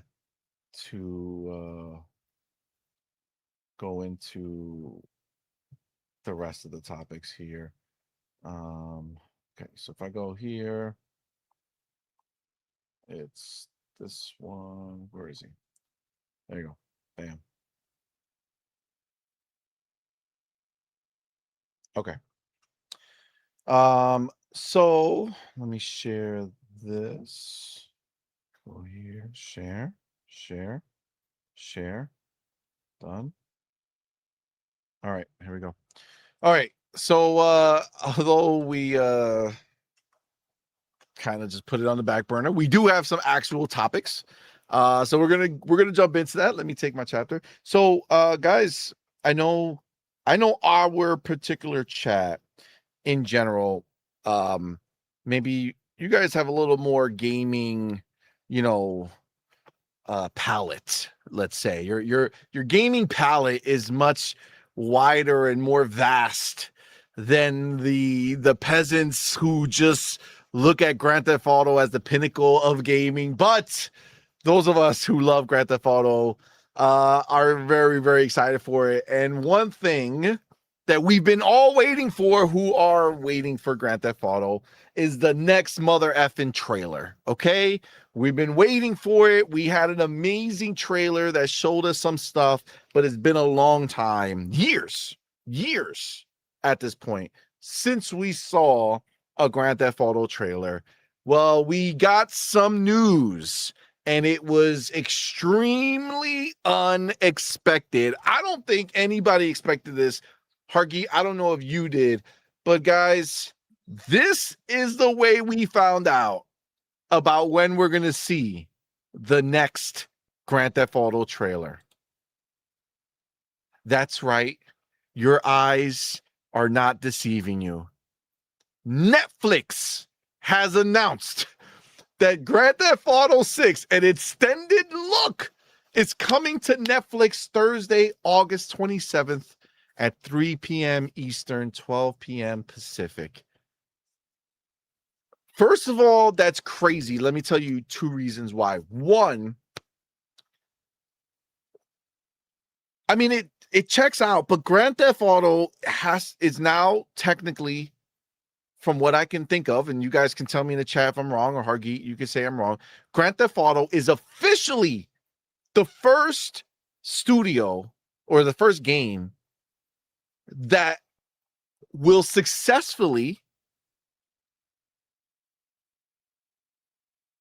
create a place in a time where you have to pay to watch a trailer. Do we understand this? Grand Theft Auto is officially being pay-gated. Okay, you gotta have a subscription to Netflix to watch the trailer for Grand Theft Auto 6 at this time. Now, it will come later, 6 hours. There's a 6-hour difference. So 6 p.m. Pacific, 9 p.m. Eastern, you can watch it on YouTube. But for 6 hours, Netflix is going to force you to have a subscription so you can watch Grand Theft Auto 6, which is crazy, right? Like it's kind of crazy. All right, that's number one. All right, that's the first part of this, is that they are going to be the first people to actually successfully put a paywall up to watch a trailer. But also, we cannot stream it. Netflix is not allowing it. So you cannot be a subscriber to Netflix and then stream it. So I can be like, all right, at 3:00, I'm going to go ahead and stream this for you guys and for us to watch it together. Not happening. Netflix exclusive. Netflix only. They will take you down. They will hunt you down and take you down if you do anything Grand Theft Auto related between the hours of 3 p.m. and 9 p.m. Eastern. Also, as a side note, you Netflix, why are you not sitting here saying, you know what? A lot of people on August 27th will have their kids just going back to school. Okay. Which means that around 3:00, people are going to be picking up their kids. That's wild. That's real wild. No care, no worry in the world about us. That's really crazy. But that's the thing, guys. This is it. Netflix went ahead and did this. Hargeet, did you expect this? Did you think this would ever happen? Well, I mean, you have other streaming services trying to buy in here, right? So is it surprising that somebody wanted to take something that would normally be on YouTube and say, no, we're going to have it here? No. Did I expect it to be this one? It could have been. I mean, whatever, right? This is what we get with GTA. Every potential thing that would normally not be doable is doable. So like, and it just is what it is. So am I totally shocked? No. Netflix has been trying to get into the gaming world, right? So this is something they want to kind of get into. It's fair enough. Like, you might see these kind of things all over. Like football is on Amazon, right? Like they literally have football games on Amazon. It's this is the way it is. Like like everybody's trying to get in on this stuff. So I'm not totally shocked. I don't know what the monetary deal is here. I'm assuming that Take-Two is making some money by doing this. Oh yeah, I don't think we'll I don't see, even think there's discussion. right? They're definitely banking Yeah. on that. So That'd be the only reason. And this is exclusive for a little while, and then it shows up everywhere else, right? But yeah, it does change sort of the mechanic of how content creators engage with these things, because the whole reaction thing is part of content creation, and so I don't know how well that part will be received. We will see what happens, right? So it takes away the initial reaction thing. I suppose you could videotape your reaction and then splice in, or just not record the actual the video of the actual trailer, and then after it's released to YouTube you can put out your reaction, right? But it would only be like, you can't reproduce any of Netflix's actual video content. It just makes very little sense to do that kind of thing, because a lot of people do get onto a chat with everybody and do that. So, and I assume Netflix will not have all of that, right? Because that's yet another thing that you kind of lose, is when you're watching it on YouTube, you see the running chat, right, of like people's reactions, like good, bad, terrible. Why do they do that? Oh, this is great. You don't get to see any of that. So just difference, right? Different things. I don't know that this is good or bad. We will see. I'm more used to it being on an open platform like YouTube, even if it's on Twitch or something like that. Fair enough, right? But this is kind of the thing. So we will see how this plays out. But am I surprised that Netflix is getting into this? No. Am I surprised that GTA wants to be the one to do it? No. I just assume GTA will do everything that bucks the trend, because they don't need to do anything that everybody else does. They already like have like hundreds of millions of views in 10 seconds whenever they announce anything. So it's like, whatever, right? they're gonna be fine, right? Even if it's an off GTA game, it'll still sell like 30 million copies in 10 minutes, right? Yeah, it's like, this whatever. particular post from Netflix has 5.8 million views. Right? I mean, that's just the way it is, right? And it's like, so am I shocked by this in any way? No, I'm not. But it is an interesting choice. We will see how it plays out. I think the real question is, how does the community like react to this, because of the changes that they're doing on the standard content creator world. Not that content creators matter that much, but it's them that are going to vocalize how they felt about it, right? And they're the ones who are going to say this was good or bad, and that's what's going to be out in the ether, right? That's what's going to be out in the social media world. So we'll see how that goes. I don't know. I don't know if Netflix plans on changing things. Maybe they will have live reactions. Maybe they will have like an actual running chat or something like that. That would be cool, but I don't know if they have the tech to do all that yet or not. Whatever. So the question is, because the question is, aside from Grand Theft, right? Obviously, Grand Theft is the biggest, gaming, property, I would say, as far as outside of Call of Duty, Minecraft, as far as like the ethos, right? The things that people get excited for. Grand Theft is that game, right? Is this Netflix going ahead and saying, we want to do more things like this? Is this them going deeper into the gaming sphere, right? Like, is this them saying, hey, maybe when Elder Scrolls 6 comes out, we'll do another deep dive. You know what I'm saying? Maybe when Fallout 5 comes out, maybe when Witcher 4 comes out, right? Is this going to be, Netflix's new thing where they drive, eyes to Netflix from gamers? And is this their way to kind of make it, where their gaming ambitions can be seen more? Or because remember, they have, like, for instance, with Take-Two, they have Red Dead Redemption, right? Is on their gaming platform on Netflix. You can play, Red Dead with your subscription. I don't know if it's part 2 or part 1. I'm not sure, but you still got Red Dead. Like, what do you think? Do you think this is something is this a one-off? Is this just because of the power and the might of Grand Theft Auto 6? No. Or are they going to use this as a launching pad, like off the backs that's the whole point. Do they go forward? Yeah. Obviously, Netflix wants to expand. Obviously, that's what they want to do, right? This is like their attempt to try to get a whole bunch of eyeballs and say, hey, we can do this too. Here's what we can do, right? But again, it's to be seen how well it's received. We will see how that works out.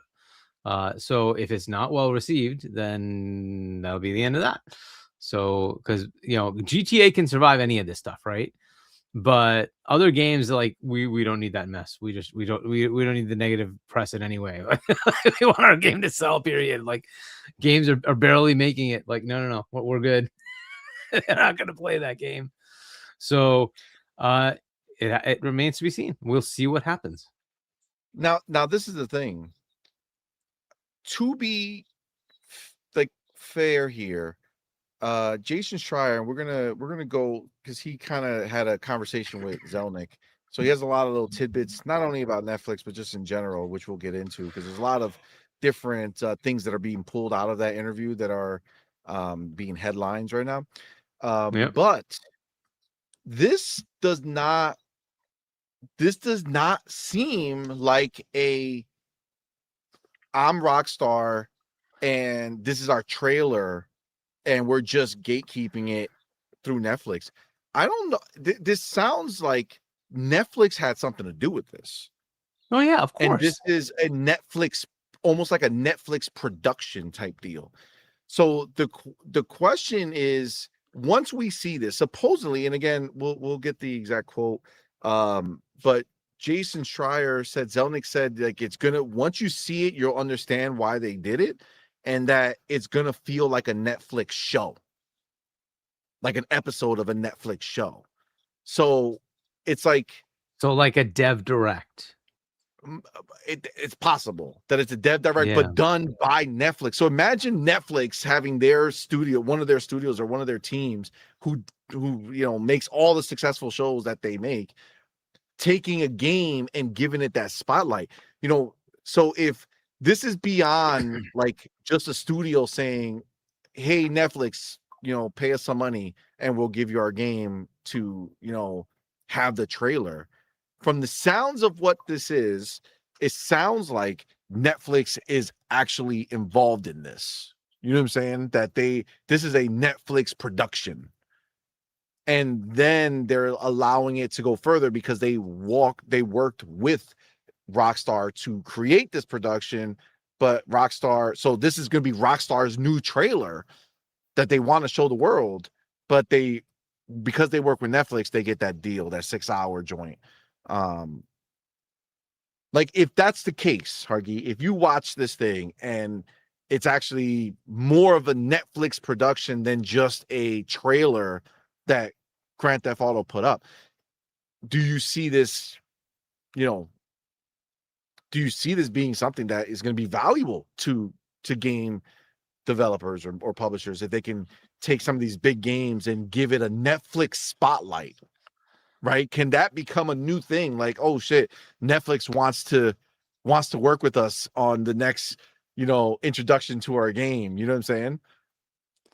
Like, what do you think? I mean, it's just like the Dev Direct, right? That became a thing, and it helps, tell people the story of the game, not just the game itself, right? So you get the why it was made, who made it, what were the things behind it, right? So I think that's certainly viable. I mean, it is interesting how that became a thing, right? The Dev Directs are pretty good, and now you're kind of seeing, hey, maybe that should be for other games too. So yeah, if that's what they're doing, let's see. I could totally see that. but it really just comes down to what this looks like. Is this more than a dev direct, or is it just a dev direct? If it is, that's great. Like that being available to other games is not a bad thing. So getting a behind the scenes on how other people have done these kind of things too, right? But they're not really like produced at the same clip as normal trailers, right? So let's see how they do it, because it is work. It's work to make a dev direct type thing, right? So maybe you could that's have the an hit. outsource. It's like outsourcing your dev direct to Netflix. You know what I'm saying? Exactly. Like, And then it's of all there, people. right? And is there an overlap of gamers and Netflix? Probably a good amount, right? Yeah, I would say so. So and then eventually it comes And out to across the everything, right? board, right? Netflix is like a neutral ground, right? PlayStation, Xbox, PC, Nintendo, all these owners, a lot of them have Netflix. So you're getting eyes from everyone, not just, people who are following a certain channel. You know what I'm saying? Like that's a And I big guess, deal. So how do they the showcase actual this? say it again.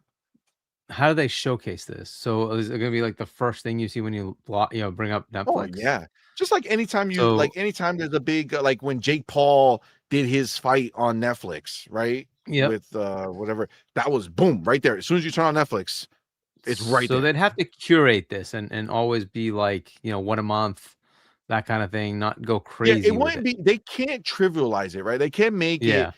something that's just happening all the time, because then all of a Yeah. sudden it becomes noise, right? And it's Yeah. like, all right, there's another one, get it out of here. But if they pick the biggest and the best, right, the most exciting stuff, I mean, this moment right here, like you said, Rockstar has nothing to lose, right? There's no amount of complaining about when the trailer drops that's going to stop people from watching it on YouTube when it drops, right? Like they have a no lose situation here. Other developers, other publishers are going to look at this, right, and see how, number one, how it was produced. So is the Netflix spin better? Like I could see Xbox, not for nothing, I could see Xbox saying maybe having Netflix produce one of our shows for something might be worthwhile. Who knew that this was the thing, right? Netflix being open to taking their talents of making amazing content. Like, let's be clear, I don't know if you have a Netflix subscription, and if I don't know if you like Netflix's, when they do these reality shows and things like that, but they produce some amazing, like, high quality content. I mean, this is just what they do. They're not your just a streaming platform from back in the day. Like, their content is great content. So I mean, legit, like, you could see somebody like Xbox be like, yeah, let's, our June showcase is produced by Netflix. You know what I'm saying? Like, there's a lot of ways that this could go down. Or like the January Direct, right? Like, not that, shout out to the team over at Xbox. Tina Amini is phenomenal. I think she's fantastic. I think she's taking things to the next level for Xbox. I mean, she really is. Her guidance with her team is phenomenal. I mean, she's amazing with what she's done and produced here. So I'm not taking away that from her, but I'm just saying that they can also get on board with this, and so can a lot of other people. This is actually what was said. This per Jason Schreier. He says he expects the extended look on August 27th to offer a meaty look at the actual gameplay. So this is going to be actual gameplay, and it's going to be a good amount. Like, this is not a 2-minute, 3-minute trailer on Netflix. This seems like it's going to be a beefy amount of gameplay. Strauss Zelnick told him in an interview that when the extended look goes live, people will understand why they chose Netflix. First of all, chose Netflix is wild to say, because chose Netflix makes it sound like Netflix wasn't the only one looking to get in on this. So you could have potentially had like a Paramount, a Peacock, any of these. I mean, really any of these streaming services.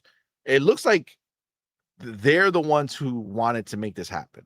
Like GTA is like, we want to do this announce bigger, better, not the typical YouTube drop, right? So that is like there had to be a bid, and like, okay, what would you do? Like, how would you go ahead and do this? And they chose Netflix. So that's pretty dope. So he says people will understand why they chose Netflix for the premiere, and stated that it's a must-see event. Now, again, obviously, in their mind, anything that they make, it's going to be a must-see event, right, to do. But I feel like he knows that if he says this and it falls flat, that's going to be a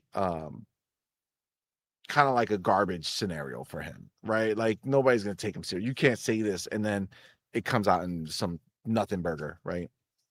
And then Schreier asked if it will feel like you're watching a Netflix show, and Zelnick replied, yes. And supposedly this marketing strategy aims to reach a broader non-gaming audience, or people who might know GTA 6 exists but aren't necessarily buying it day one. And you got to imagine, like, you got to remember, this is now, like, this is not going to go away. You know, like, this will now live on Netflix, right? So, like, Netflix can resurface it at any time, you know, and be like, hey, start putting it in people's feeds. You might like this, right?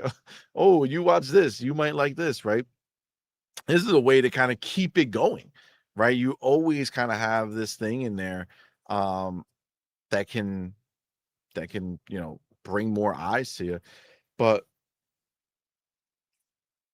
I don't know, when I see this, I feel like this is a ballsy move. You know what I'm saying? Like, this is really ballsy. Like, this trailer has to be like mind-blowing. Like, whatever we're gonna see from Netflix has to be mind-blowing. The thing that I like about this is that now when this happens, you start getting a lot of people on Twitter who want to remind people who Rockstar is. And like, my favorite thing is I keep seeing clips from Red Dead 2. Where did you ultimately land with Red Dead 2, Red Dead Redemption Part 2, Hargeet? What do you mean? As far as like where did you land on it? How did you like it? Red Dead 2. I thought it was great. It was a very good game. The only thing that I didn't like was the controls, but beyond that, it was fantastic. It was certainly the actual game of the year that year. Yes. Not that other wannabe game of the year. That's just the reality. For sure. For sure. I don't think there's any way to, like, there's nobody who can say otherwise. Unless, you know, some people really like God of War, but come on. But yes, this is so a lot of people are showing, like, I think a lot of people forget that when they're seeing these things about Red Dead Redemption 2 online, or when they remember Red Dead Redemption 2, they're forgetting when that game actually came out and what system it came out on. And what you saw is a game that came out on the original Xbox One and PlayStation 4. Like, the things that the mechanics and everything they did in there, they accomplished on so little, right? Power wise, right? Like, call a spade, right? What those boxes were capable of doing, they made magic out of those boxes. Okay. So what they're going to be able to do now is a whole different, like, I don't think we're prepared with what they can actually do with the power in these boxes. Like, do you expect to see, with this hype, right, with what Netflix is being, like, getting Netflix involved in this, do you feel like Grand Theft, like, it's a cocky move? Do you feel like it's gonna hit? Like, do you feel like you're gonna watch that and be like, what the, like, mother of God? How do I know, right? I'm not gonna. So I don't like to go into things with that assumption that it's got to be the most incredible thing. Is like, I'll just let it come to me. This is a lot of hype to put behind this. I don't care. That's fine. It really just comes down to let it tell me about itself. Because if I put it up here and it's not up here, then I'll be disappointed, right? If I just say I have no thoughts, let it tell me about itself, then it can impress me or not impress me based on whatever it is, right? So I don't overhype.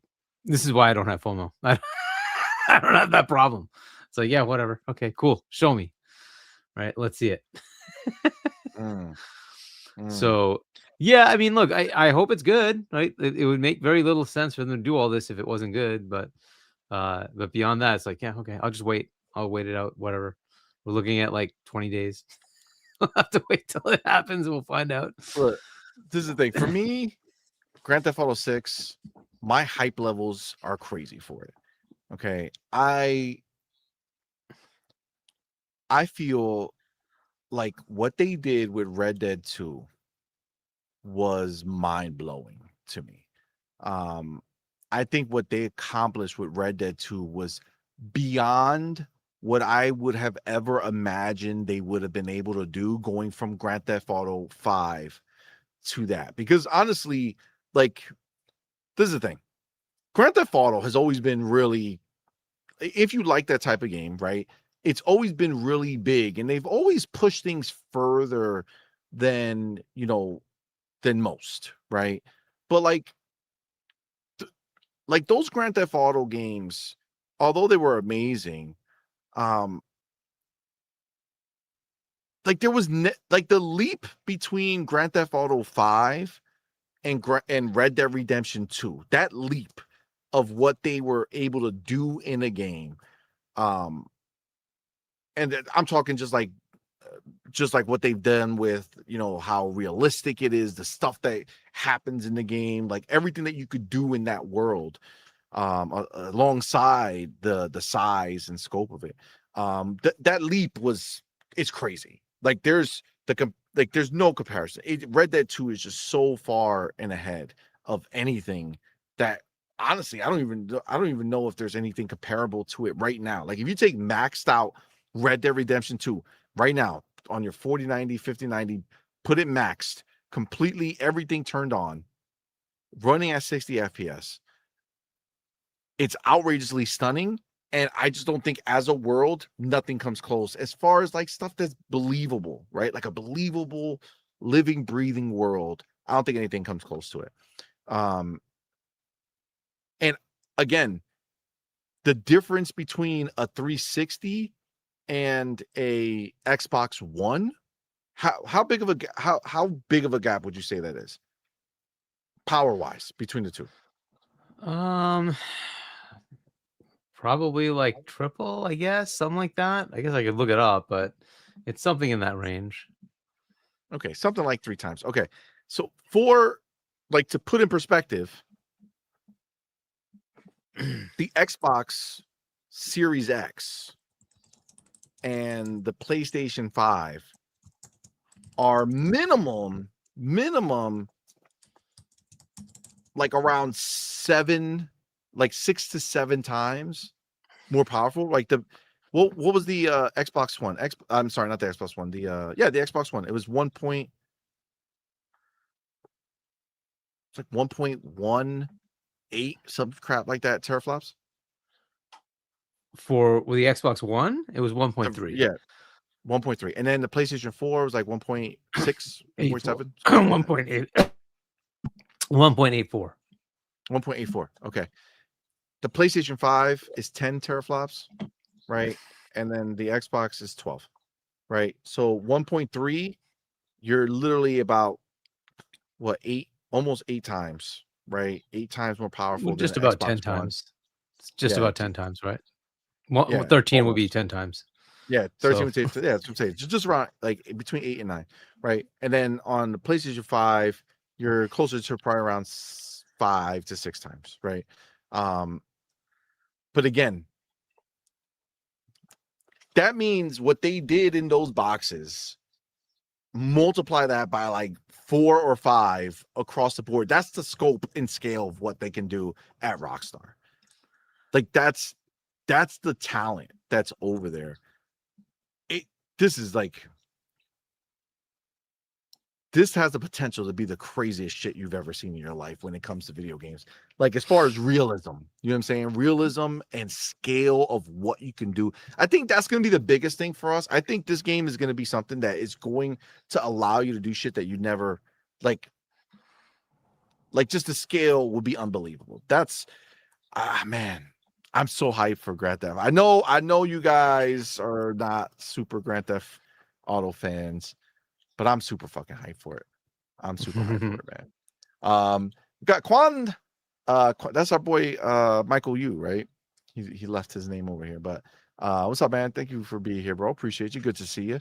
Says, yeah, they chose Netflix over other streaming services to make a GTA show because Netflix has the widest reach over any other streaming service, assuming that's what's happening. Do you think this equals a show?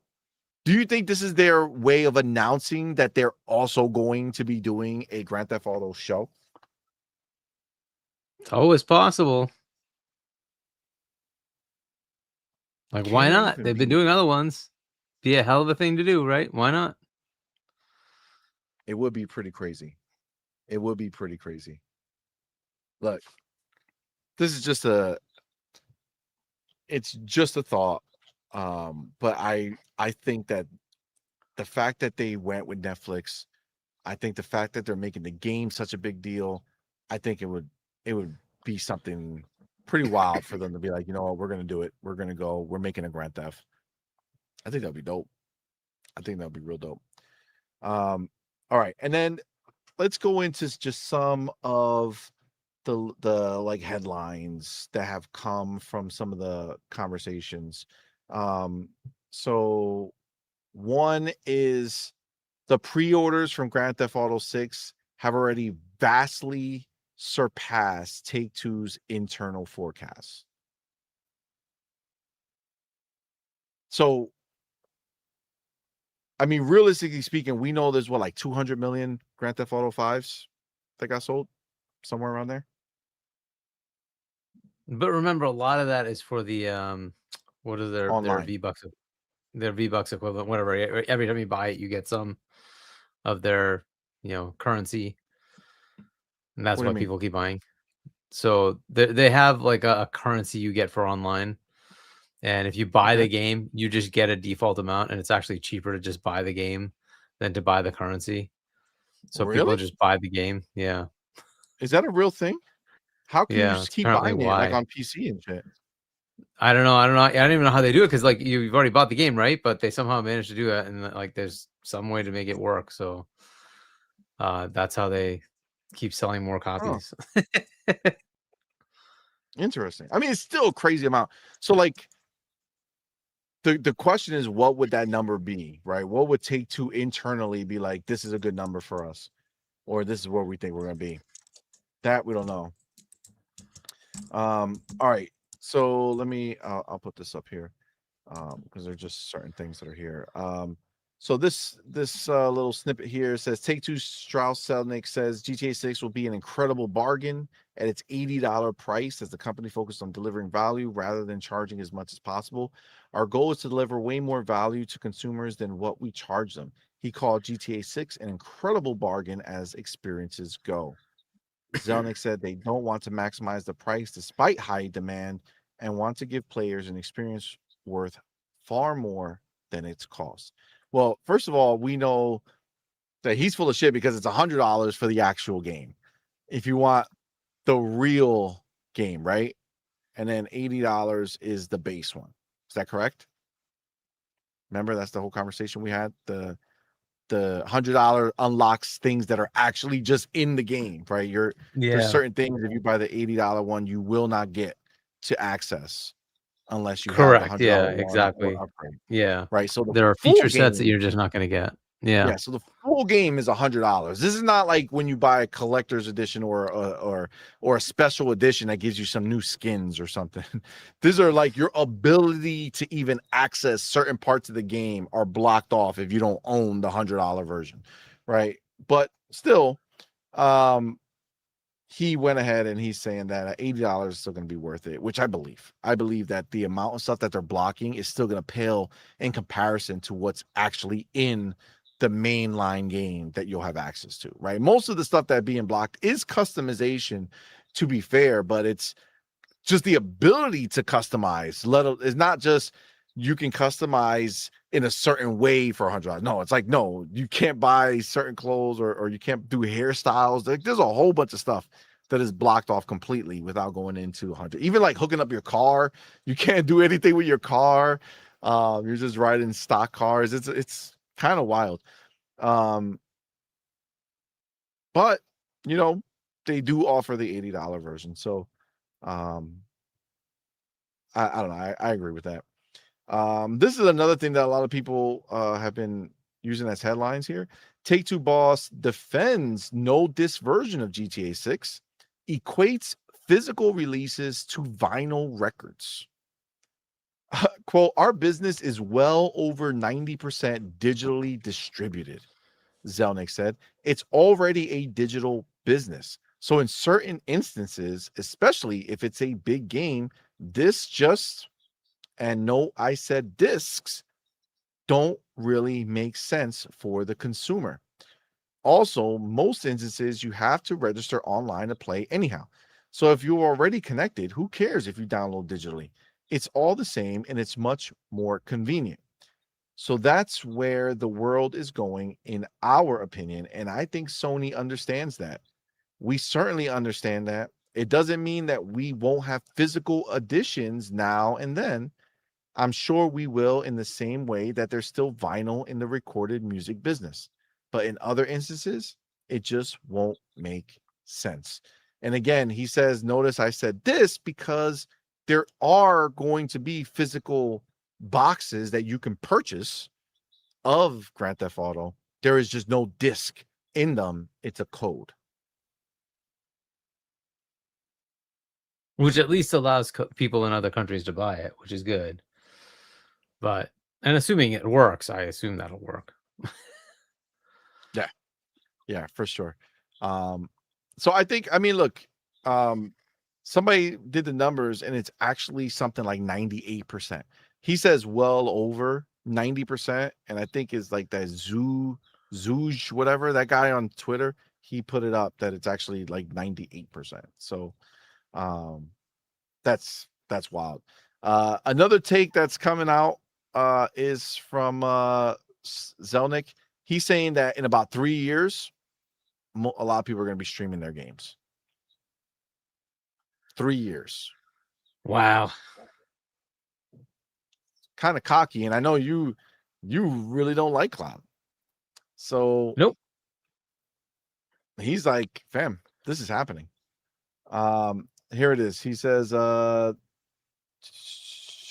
with the advent of streaming, which we really do believe is around the corner in terms of having something that's low latency and really works well for consumers, machines that weren't game machines before will become game machines. That was during their earnings call this morning. That's what he said. So, and then quote, so without regard to what happens in the console business, which is of consequence to us, of course, we see the overall install base as a practical matter growing materially. And if you believe in streaming, we really do. And I'm happy to put a timeline on it.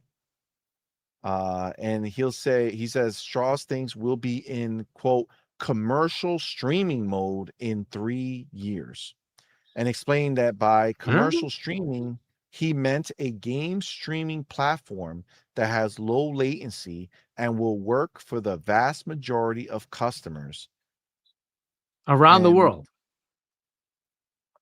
That's what he says. He says commercial streaming can multiply the effective install base by 10. Now, that doesn't mean we're going to 10x our revenue, and we wouldn't project that we would, because obviously your avid consumers already have access to video game machines. But I do think it creates great opportunity for titles that are broadly desirable even outside of core markets. And we do have titles like that, obviously. So he's bullish on streaming becoming a mainstream thing. And he's saying commercially, meaning that there's going to be the infrastructure there, that this is just a normal thing. Now, to be clear, like the idea of what he's saying already exists here. I think he's compounding the idea of cloud gaming and the cost to be copacetic, because GeForce Now, if you have their top tier, okay, and you stream a game, I mean, it's perfection. As long as you have a good connection, it's perfection. I'm sorry, but like the Xbox Ally X, I love it.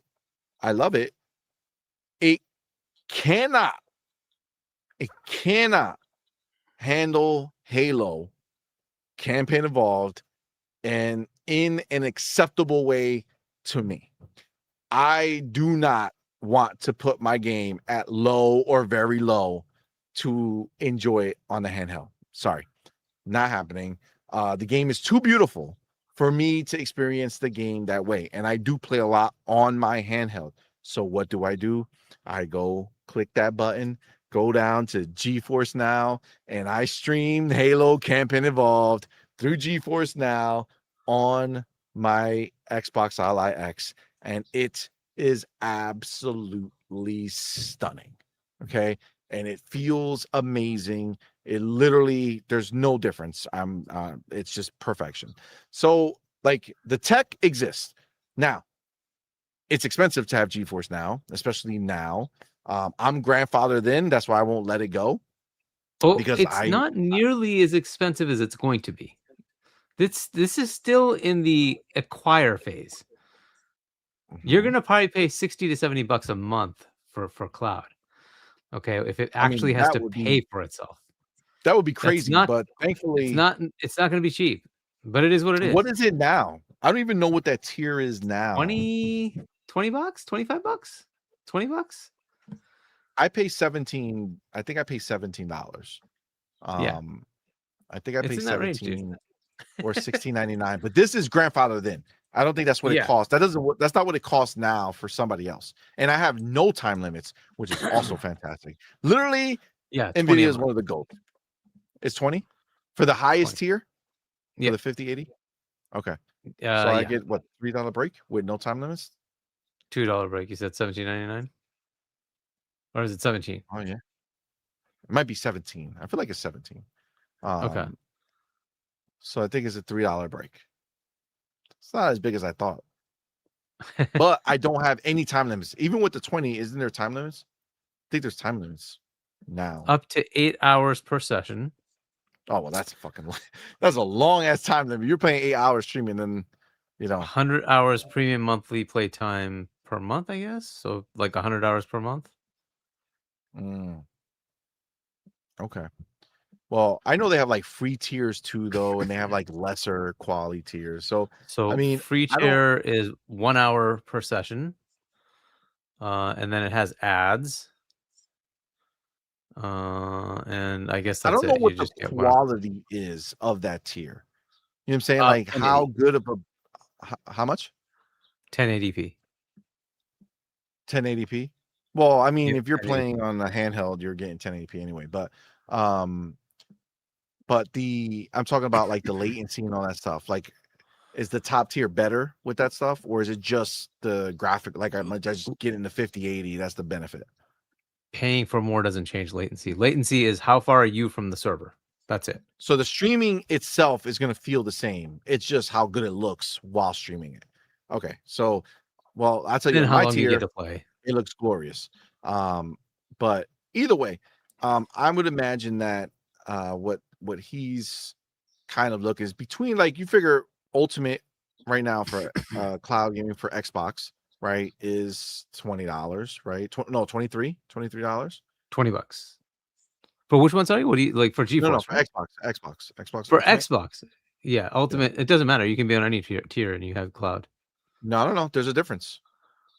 Yes, if on you want like the Xbox. higher Yeah, if you want the higher quality the streaming. higher resolution, which I think Yeah. they do So 1440 is their highest. yeah, 1440. Yep. Yeah. So with Ultimate on Xbox, if you want the best looking, streaming, and you have the best streaming, it's through Ultimate, and that's $23, right? $23 a month. Yeah, and then they have this ad thing that they're trying to do, right? So we'll see how that works out. Yeah, exactly. So I think, what he's talking about is this free with ads situation, right? Because once you're free with ads, although you have these limitations, all of a sudden the access grows, right? Like if it's free with ads, you're I now don't know. We will see. I mean, again, if you're thinking of people who, and that's what he said, like high desirable games, right? Like a Grand Theft, if you don't need to buy a next gen console to play Grand Theft, and you only need to literally buy the game, and for free you could stream it, yes, with your limitations of how long you could stream it for and ads and all this fun stuff. Still, for the average person, that's a big deal, right? So We I don't know. I will mean, see. for Because if him it to was a say big something like that, deal, it already exists. Then you would see the adoption today. well, I think the free tier is just starting. No, it Like isn't. It's already there. GeForce GeForce Now Now has has it. had it. Yeah, but I feel like that's still one person. I think that there more players are gonna have to come in. You know what I'm saying? Amazon already does it, but they need to get more serious about it. I bet Who knows every if one of them Google does it fails. more. The only one so far that's even remotely working is GeForce Now, but even that's not that high usage. So, okay. Good luck. We'll see. I said the same thing, that the ad tier. Brent says Hargeet is such a cloud hater. I know too much about tech to just even want to deal with it. It's such a non-starter for me. But the cloud tier, I think, is their attempt at trying to make this work. And if it fails, it's done. I don't like, why keep wasting money on something that just isn't. I would take that money and buy Valve. I mean, yeah. I just think this is the thing. I think Hargeet, I think you can at least agree that just like TV, movies, music have all gone streaming, almost like the percentage of stream versus physical is crazy, right? Like the difference is insane. People take There's reduction a in massive quality. difference here, because I don't care to send data back. I could have 10 minutes of lag on streaming. It doesn't matter. It doesn't matter, right? You're just watching something. Well, but that's on them to get right. That's on them to There's get no right. way to The get it point right. is that, but it There's no way already to get it right. exists, is what I'm saying, Hargeet. What do you mean? Of course, There's no way to get it right. There is. How? Tell me how you change the speed of light. Go ahead. You have the mindset. You have the physics to change the speed of light. Go ahead. Tell me. How do you do that? No. I'm not talking about that. I don't know I don't know the magic. I don't know the magic. That's the problem. People don't know how this works. I do. I know the innards of how this works. But there's no magic here. It's not going to change. But it works great. What am I losing? It works amazingly. So if I'm in Japan, I have to have servers in Japan.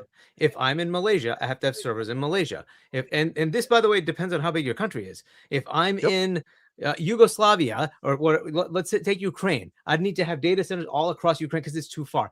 In America, you have the data centers all. Now, if you're in affluent countries, that makes sense. If you're not in affluent countries, you're not going to have it. It's not going to be available. So the idea that you're going to get down level countries giving you access to, they might just say, to hell with it. I don't care if the performance sucks. I'll just play. But then you're still telling them, go buy a controller that they can't afford to connect it to a phone to play the game on cloud. Just remember the amount of things you're adding in here as headaches. To be fair, this is not the thing that's going to work to expand. Xbox, PlayStation, and I think GeForce Now, but I'm not 100% sure on GeForce Now. But for sure, Xbox and PlayStation both already have touch-based controls on the phones. And it hasn't lit up the world. if it was okay, if it was working, where are the customers? But I think that's the point. Right now, they're not there yet. He said in 3 years. He didn't say today, right? Why would they be there in 3 years? But okay, if he thinks it's going to happen, let's see where it happens. I mean, I would say all sorts of things, but tech and availability. I think free tiers make a big difference. I think free tiers make it where if the ad money coming in can sustain it and make it worthwhile. I think that absolutely has a big, part in it. There's a chicken and egg problem here, right? The ad has to be valuable for the advertiser. So the only reason they would spend the money is you say, yes, I have 40 million eyeballs, right? They could go to Netflix and say, hey, can you put something in your television show and get 100 million people see it versus 2,000. It's like, okay, well, is that worth it? So how many people are going to see that ad? Netflix is also part of the same thing you just said. Well, what happens when they light up and start having Grand Theft Auto and all these other games on Netflix streaming, right? They're already there. What do you mean? Grand Theft Auto is not there yet. Red Dead is there, not Grand Theft. So Grand Theft Auto 5 is not available right now. You can't just play that on GeForce? On Netflix? No, on GeForce. No. I don't know if you can play it on GeForce. I don't know if they got that deal. Remember, GeForce is through Rockstar deals. I mean, Netflix. I'm sorry, GeForce only does deals with people. So if Rockstar didn't want it, then it's not there. And I don't think they have it. I know Netflix for sure has it. I don't know about GeForce. Do it. GTA 5 is not on GeForce.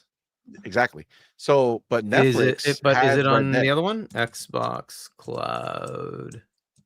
Well, Grand Theft goes in and out of Xbox Cloud.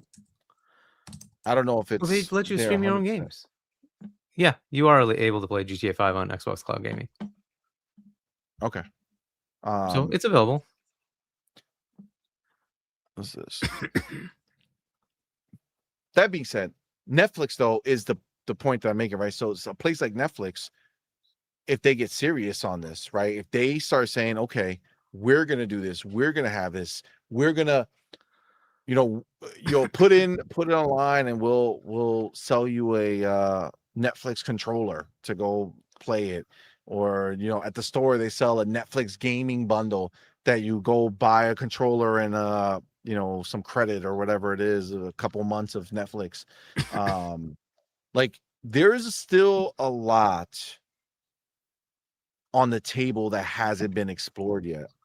And I think that there's a chance for it, man. I feel like this is their chance. Much of a, we'll see what happens. Like I don't have faith in it, but we'll see. I feel like you sound like every record executive and TV and movie person who said that the streaming would never work for movies or TV or music. I think it's just a matter of time. I always was behind all that. No, but I'm saying that the way you're looking at games as if the cloud is not going to happen as the main thing, I think 100% at a certain point in time, we will all be predominantly streaming our games.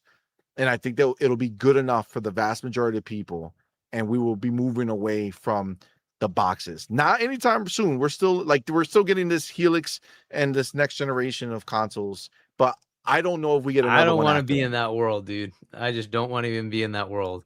That the amount of energy use needed to even make that happen is so astronomically ridiculous. Like AI alone is terrible. And now we're saying we want to have every GPU enabled thing everywhere in every city in every part of the world. Good God. No, I don't want that at all. That just seems like I don't know the back end of it. You know what I'm saying? I don't know the back end of it. This is why I do like I understand what the tech is, and that's why I'm like, this is a horrible idea. This is no good. But because I've dealt with this forever, like literally decades, I've tried to deal with how do I get latency to not be a problem coming from that country over there to this country over here. And it's just not doable. So you have to deploy hardware in that country. You have to deploy hardware near the person. And it just becomes such an expensive thing. It's like, why do this? Tell me why I can't just buy a freaking box. Like the current economics of it because of AI, is interesting enough to say, will this add to your work? Let's give it a chance. We'll see what happens. But if that ever comes back down to like $400 or $500, it's just not worth it. And this is what's going to take over. It doesn't matter. At some point, this is going to take over, and you will always have this. And this is going to take over. So it doesn't matter to me. Are you saying Once that the this phone takes is going to over, have it's these done. games natively on there? They already do. There's already AAA games on phone right now. Oh, I know that. I know Resident Evil and such have been there. I'm So not saying that, but what I'm asking you is, are you saying that when you say that the phone's going to take over, in your version of this, it's the phone with downloaded next gen games, because the power will be in the phone, which I 100% believe. Exactly. It'll just keep compounding and it'll just get better and better. But so you're saying it's not going to be streaming on the phone like it is now. It's going to be just going to be this. We'll run it. And then that doesn't mean that back end components don't exist. Stream it to your TV from there. Correct. Wherever you want to. You can have it on glasses. It doesn't matter. Wherever you like. I mean, I guess that's also a solution, right? It's also a solution, for sure. Karim, what's up, man? I see you playing. Like, Karim says he agrees with you. Okay. Yeah. He's with you. This cloud gaming, even if good, is going to be terrible. Then he says G4 now limits you to 100 hours of gameplay per month. They will have too much control over our games. It's different than streaming movies. I get it. I gotta say, I'm not gonna lie. I'm not gonna pretend. Okay, I can't pretend. I'm with Zelnick. Convenience is my friend. Okay, convenience is my friend, and I just want to be able to play anywhere without thinking about it. It's when the bill comes due that all these things get like pretty bad, right? AI right now is going through that pain, because up to now it was invest mode, and so it was free. Go ahead, use it, please use our stuff. And then suddenly, like, oh, now you need to pay us. And like, what? How much are you charging me? Oh, wait, I could just get the person. Why don't I just hire a person? So this is the thing. I don't think that consoles and such will ever go away. Just like DVD players or Blu-ray players, whatever, they're not gone, right? I just think that they're going to be I think that the same way people buy digital over physical, that percentage will be the same percentage for console versus streaming. I think the very hardcore is not going to want the 100-hour limits. They're going to be able to go ahead and do this because PCs are not going anywhere, right? PCs are not going to disappear. So at the very least, you'll always have a PC to to play a game with an actual download, right? I just think that for the vast majority of people, is not going to be a big deal. Now, I will always own a console and or PC, depending on what happens. There's my problem. They've already acquired you. What is the value of spending the money? So there has to be a value. In other words, there has to be customers. My experience playing games, I'll tell you right now, if streaming wasn't available and if these games that are not like the handhelds didn't work, my game time would be almost non-existent. Like with my life, with the things that I have, my business, the kids, you wouldn't be able to consider me a gamer without streaming and handhelds available to me. Have you tried streaming from your own PC? Streaming from my own PC? Yeah. Every once in a blue, if I don't have something downloaded that I just want to try it real quick. So why don't you just do that? I mean, it wouldn't if because cloud went away. If I'm on my PC, then I'm going to play it. I'm talking about me not being next to my PC. I mean, your handheld streaming from your PC. Oh, you mean streaming from the PC I currently have? Yeah. Yeah. I mean, I haven't necessarily you don't tried really that per se, but isn't that just through Steam? Isn't that where you're using it? If not, if you're saying from Xbox Play, whatever the Xbox app, exactly. you'd have to remote in somehow. It's still doable, but yeah, it's not the same as the Steam version. Yeah, I'm not a big Steam user. I have hundreds of games on Steam, but mostly when I bought bundles and stuff. Right. But if you're Play Anywhere, then your Xbox is also available that way. So you could just remote into your Xbox and play the game. No, and that's fine, but that also means that I have to have the game downloaded there. Okay. Yeah. So my thing is that I will play whatever I'm up for playing, and honestly, I don't want to play it. The Xbox is great, but I want the best, right? I'm just And saying, in a frankly, if world I'm where if they streaming, it's decide GeForce it Now. isn't working and Oh, I mean, you I'll suddenly I'll don't have figure out access, how it is. I'm just saying I'm bullish on the idea of you would streaming then. regardless of how it is. You know what I'm saying? Whether they figure out how to, if it's only through a physical box, great. If So it's look, whatever. and I have no issue with that. My answer is no problem. Pay the $50 a month that it really costs and have access to it. I have no problem with that. That's fair. But be ready to actually pay the cost and don't have me subsidize it because I will never use it. So for that part of it, I'm annoyed that they keep bundling it in to everything else. And I'm like, well, I don't want this. So if they took that out and gave me a $15 ultimate, I'd be much happier. In fact, if they made it $20 and kept COD in there, I'd be happier. And they say, okay, here's your $50 a month to actually pay for xCloud or GeForce Now. Absolutely, have at it. That's totally fair. I don't have a problem with that. But that's what I want to. I don't want to subsidize it because I don't care to have it. It's just not something I'm going to use. Yeah. I think I it get should that. live on its own. I think it should have its own revenue stream, figure itself out, and not be Its own subsidized cloud by me tier. having to pay for everything else. So, which is why I Yeah. like GeForce. Like GeForce is its own business model.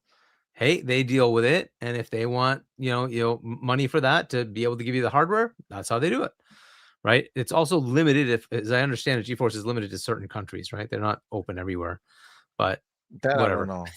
That I don't know. Yeah, I would pretty assume sure it's anywhere limited. that they have their, I mean, regular servers are, I guess, is the biggest Which is, question. I think, pretty much here, right?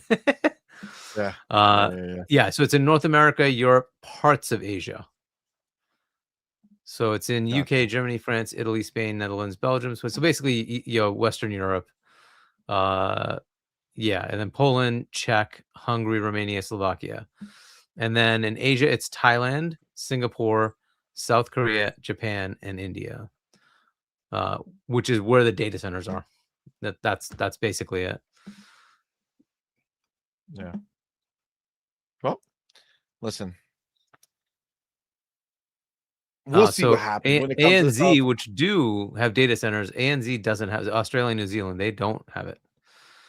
Yeah, I think I saw Special Nick saying something about how there's no streaming out there or something like that. Yeah. I mean, look, it is what it is. Look, I guess at the end of the day, we can't not push things forward because certain places can't do it. We got to push things forward and then figure out how to make those other places. How is it be pushing able to it do it. forward to take away my ability to play locally?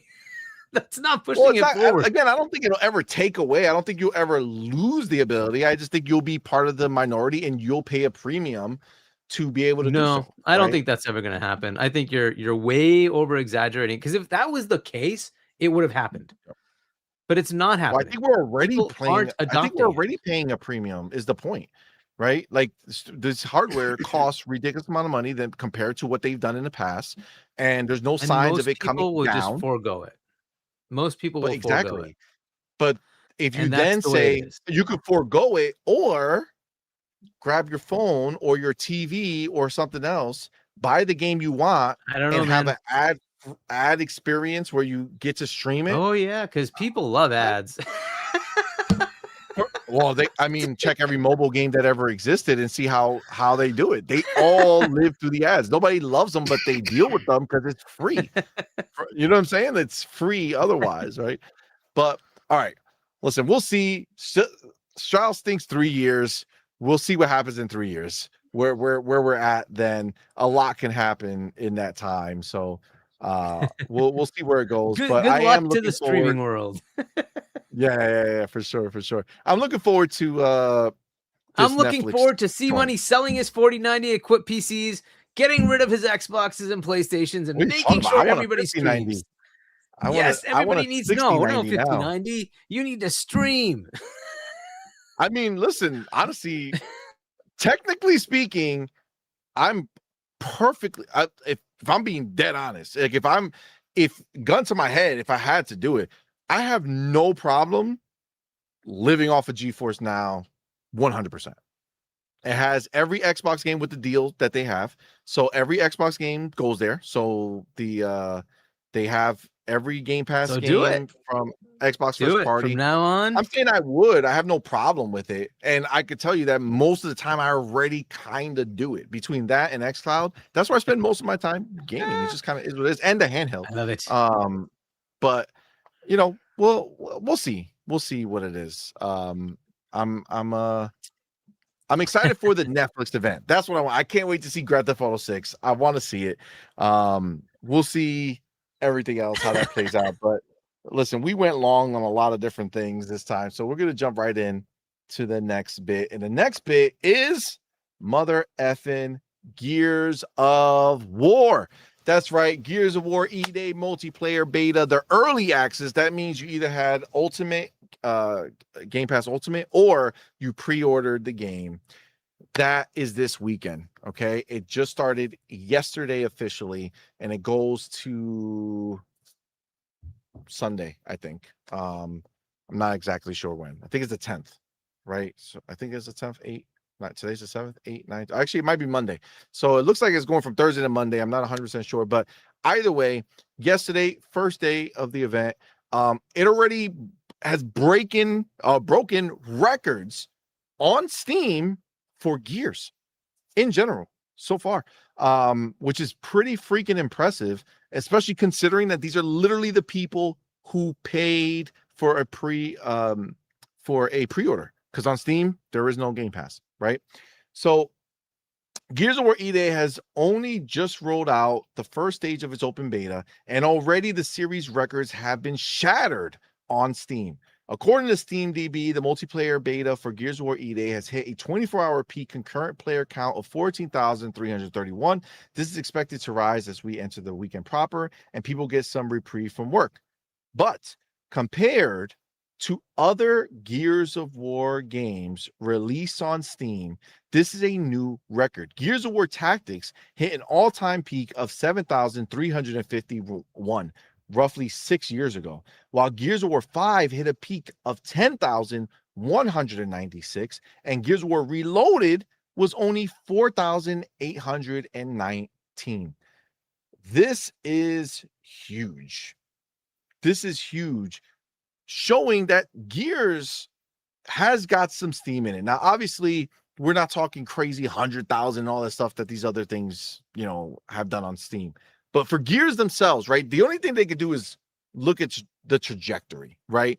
Where are we moving? And already, with the people who just paid for this, they are already blew past everything that the coalition has done on Steam to date, with just the beta, with just the first day of the beta, not even the peak of the beta. I don't know where it is now. Hargeet, can you check SteamDB now and see if it's gone down or up, or it's already accomplished what it's accomplished, but I don't know if it's doing anything else. Let's go here real quick. It's 10,744 right now. Okay, so it's still pretty consistent up there, right? That's pretty good. Caleb Game says, hell yes, this would be my first Gears. Should I play the others first, or is it better to start with this since it's early in the timeline? Start with this one, fam. Get this one done and then go in. It is earlier in the timeline. I think that's the genius of what they did.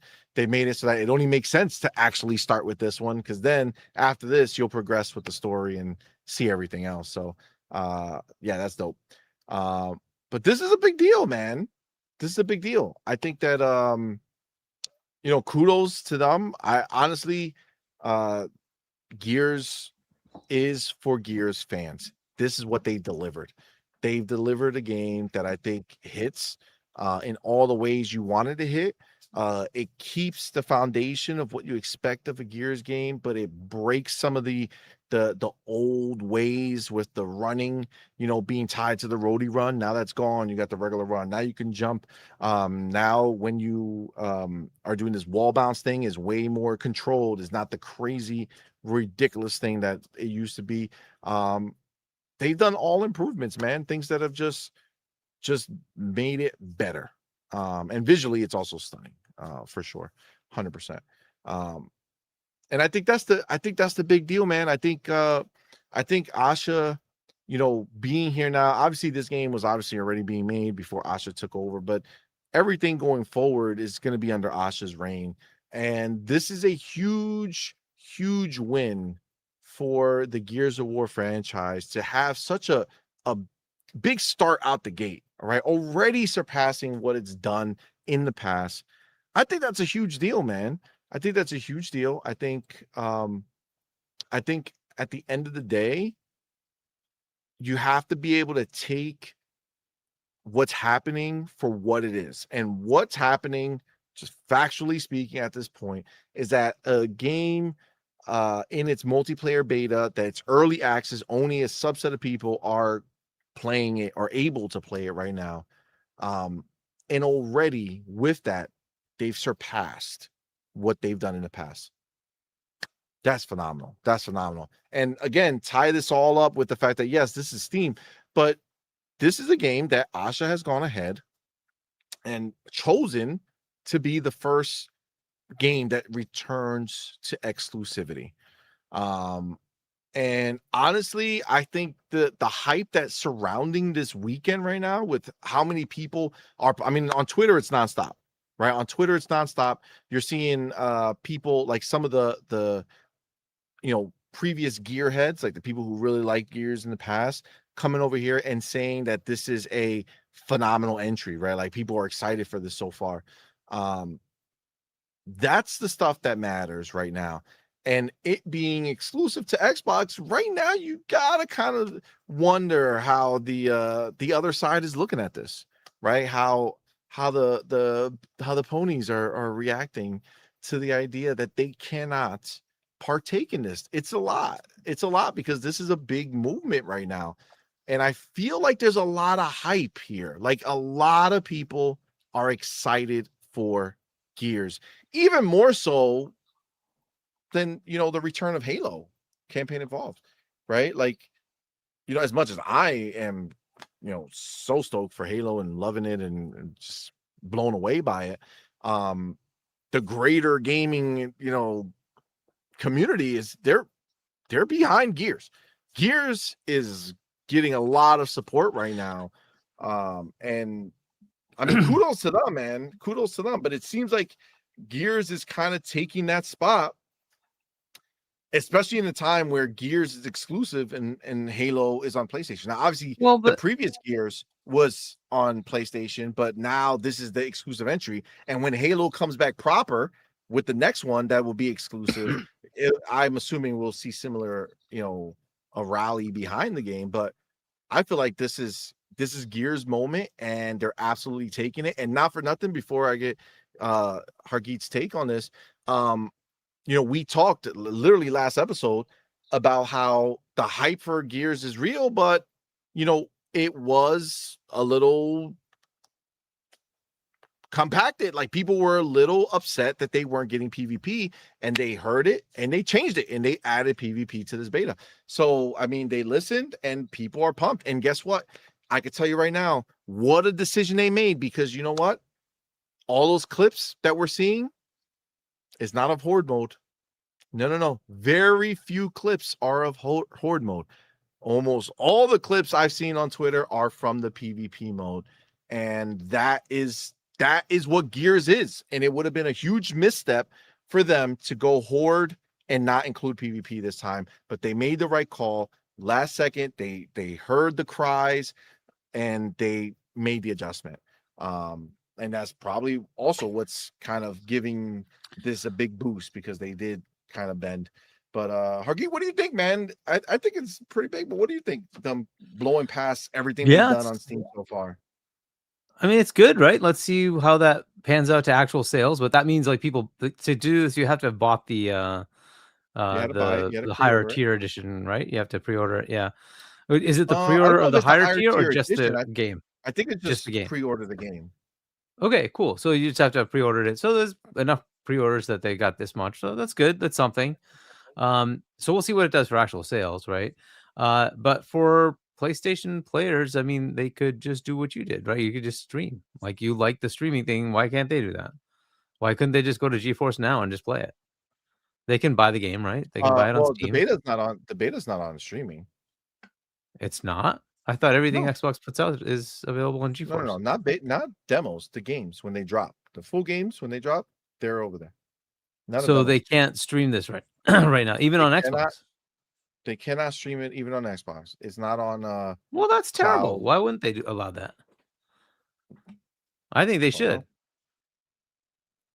They don't. Yeah, that way, like, the PlayStation players can play it, the like Nintendo players can play it. They can play it on PC. They have to go on PC. That's the only place they can do it. But are they gonna have a PC? And that's the problem, right? Because so I don't know. Seems like it's a viable path to just allow it, but I guess if they're not gonna allow it, that's on them. But that I don't think that seems like I a don't think I've miss. I don't think I've seen a beta or any multiplayer demos of anything on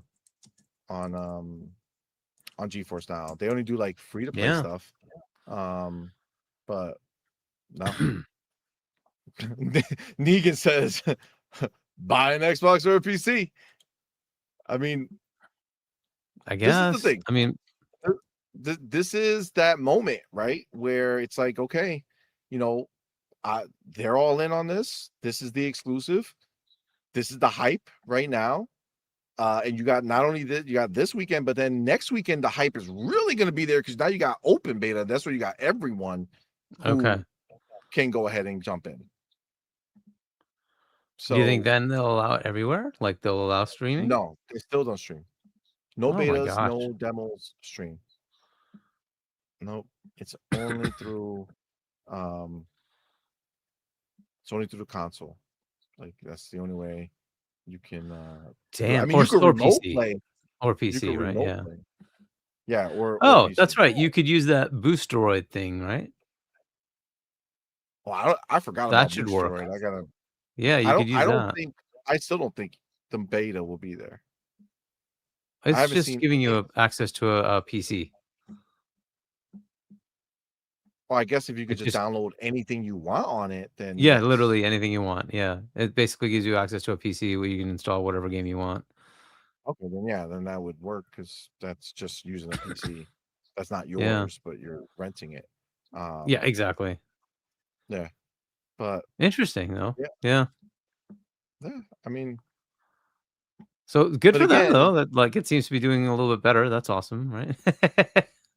Yeah, I mean, again, but you gotta keep in mind that those other games, the game was out for a while, and that's where it peaked. Where this is just the beginning, right? Like as word goes around, people play the open beta, they like it. This has a huge, opportunity to really become the zeitgeist game, right?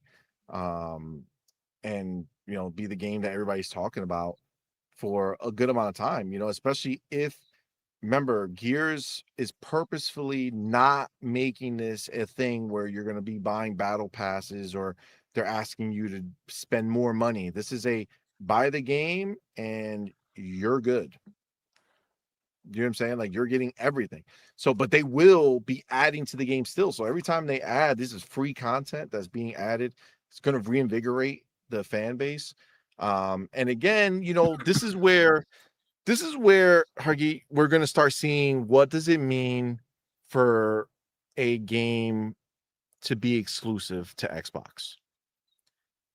Because if Gears being exclusive means that the fan base is out here continuously posting on Twitter and making clips and YouTube videos about Gears for the long term, not just until the next game, next big game comes out from somewhere else, but because it's exclusive, they stay in it and they play it. That's going to prove out whether or not being exclusive makes a difference for the health of the game. If it's we're going to see it in real time, which is nice. I mean, when does this game come out? Like proper? It's October, I think, right? October? Yeah. So October.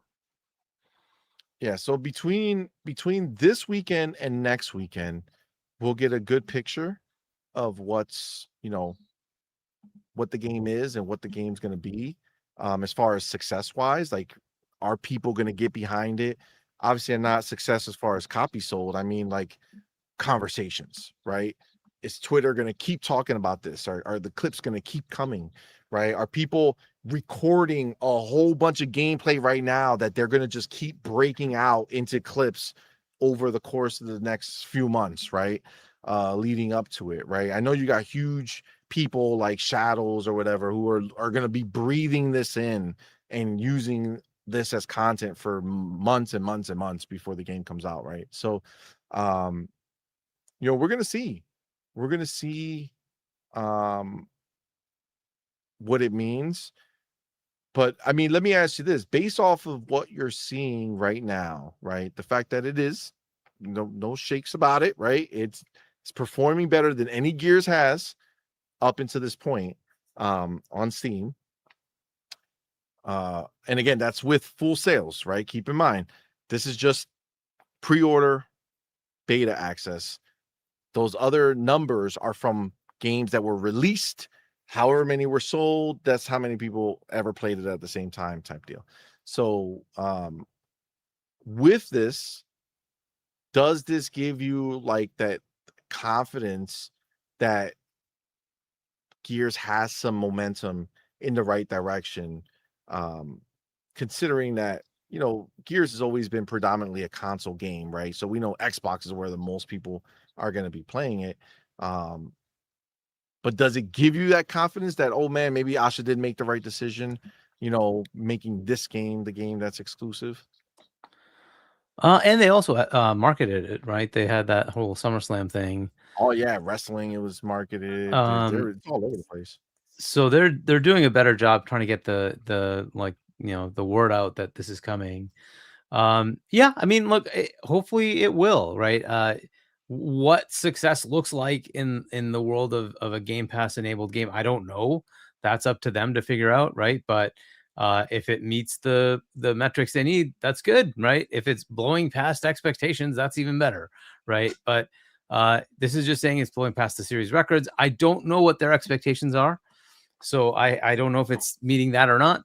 But we will find out, right? And they already know what the pre-order numbers are, right? Because they've got the pre-orders, so they'll know if it's good enough or if they're expecting more or less or whatever, right? But yeah, I mean, look, it's a good sign, but it still is yet to be determined how far it goes, because I think Concord had more players in the preview than it did when it actually came out. I'm not expecting this to be Concord, but yeah, I'm just pointing out that you never know, right? That maybe people try it and say like, yeah, I'm canceling that, right?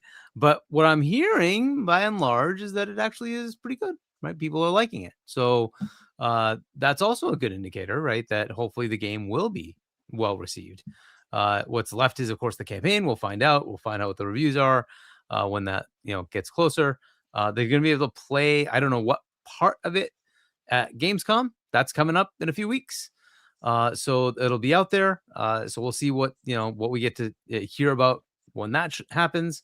And then I'm assuming they'll give the game to people in September to start doing their reviews, right? And so we'll figure out sometime, probably late September, or maybe just up to because I'm assuming there's an early release date, but I don't know if that's true or not. I didn't even look. But in general, they usually have like a 5-day early access, right, when you buy the collector edition. So sometimes my assumption they do. I don't know if this is going to that. be part of that. I don't know 100%. Yeah, let me see if there is. I don't know. I don't know if they might not do it for this because of the multiplayer. 5-day early access. It does have it. It's 5-day early access. Does? Yep. It does. Yeah. Premium edition includes 5-day early access. So when does it drop? What's the day it actually drops? October 6th is the actual official date. So October 1st is the. So you'd get it October 1st, a Thursday, October 1st. So, so yeah, that means reviews would probably happen the end of September, right? Usually it'll be the day of or the day before. So somewhere around there, the 30th or the 1st, we'll get those reviews. But that's not that far away. Think about that. That's next month. It's coming. It's really, really just right around the corner. Next month also has a whole bunch of other games. So we'll see what happens there. All of that's coming as well. But yeah, it's a good sign. Let's hope there's enough momentum behind it and something else doesn't derail that. Right. So because there are other games coming out in September. So yeah, we'll see how that plays out. And then hopefully Call of Duty will also do well this year. Because that's a big deal for Xbox, right? So and I think that's going to be at Gamescom, right? So but yeah, like good stuff. So do I think this is a right move for for exclusivity? Again, you and I are both on the same page of exclusivity is not the thing, but if you're going to do it, then fine. But I still think they have more. And we'll get into that with Halo, what I think they need to do. But anyway, it's so far so good, right? We will see what that means. As far as console sales, I don't know if it's viable anymore because I don't think they can build them. So I don't know if they have inventory. So that becomes the barrier. Plus the cost. The price is going up. It already did at the beginning of this month. So, I don't know, right? That part of it makes it more challenging to say, hey, you're going to increase market share. However, in the month of June, it did go up quite a bit, right? So now we'll see what happens in July, right? And if that also went up quite a bit, right? So let's see what happens. So I don't, good luck to them. Let's see what this does for them. I think there are other things in the industry that might do a lot more for Xbox than just the exclusives thing, but we'll get into that later. Well, all right. Let's do this. Let's hop in. And can't do anything long, so I kind of want to get right into it. I'm gonna bring in our friends over at Halo. So Windows Central says new data suggests that PlayStation gamers don't care about Halo. Microsoft's controversial decision to decouple Halo from Xbox has been met with a shrug on PlayStation 5, as Master Chief managed to clinch just 1% of the player base. And then he asks, was the brand damage worth it? So this is the thing. When you go up and you click the link, he's referencing Matt Piscatella. And one of the things I noticed kind of right away is that on Xbox platforms, 8% of the total players launched the game, while 2% were on Steam and 1% was on PlayStation, right?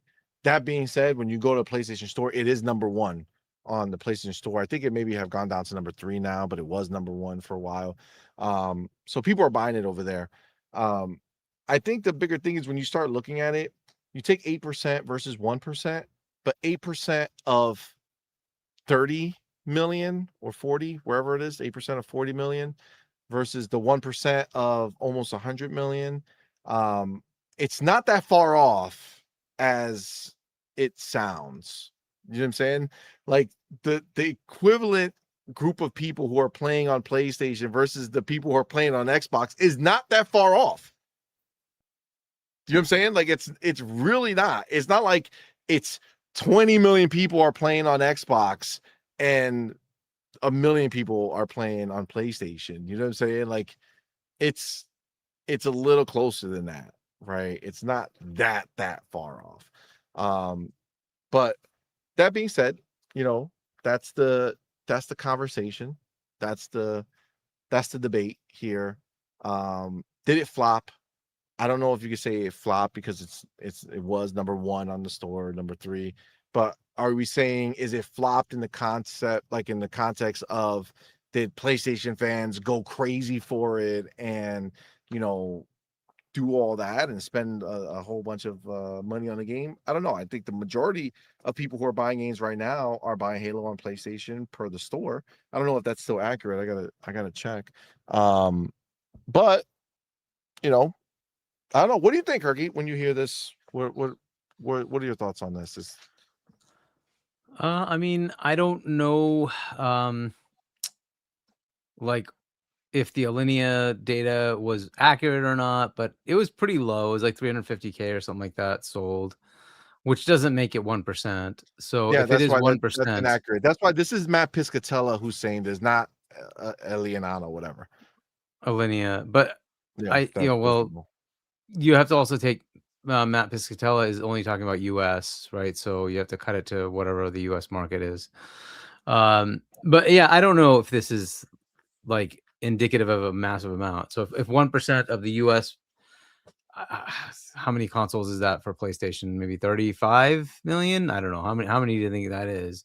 The worldwide total, probably in that range, 40 million. So, and from Xbox is probably like out of the 40 million, like 31 of it is probably here in the US. So, just for context, on PlayStation, top 10 games right now, Halo is now number 10. But the rest are like Fortnite, Madden, college football, NBA, Call of Duty, Roblox, Apex, Call of Duty. So I mean, if I had to say 1% of the US install base of PlayStation 5s, yeah, that comes out to that much. It comes out to 350K, right? Now the question is that realistically the same as the rest of the world? I don't know, right? I don't know if there was more sales outside of the US. I don't know, right? So I'm not sure what the ultimate answer is. That's really up to Microsoft. I don't think she would have done this if she had the choice. I think this just happened because it was already in place. We heard about the other stuff that was happening where the trailer was going to be on the State of Play and that got pulled.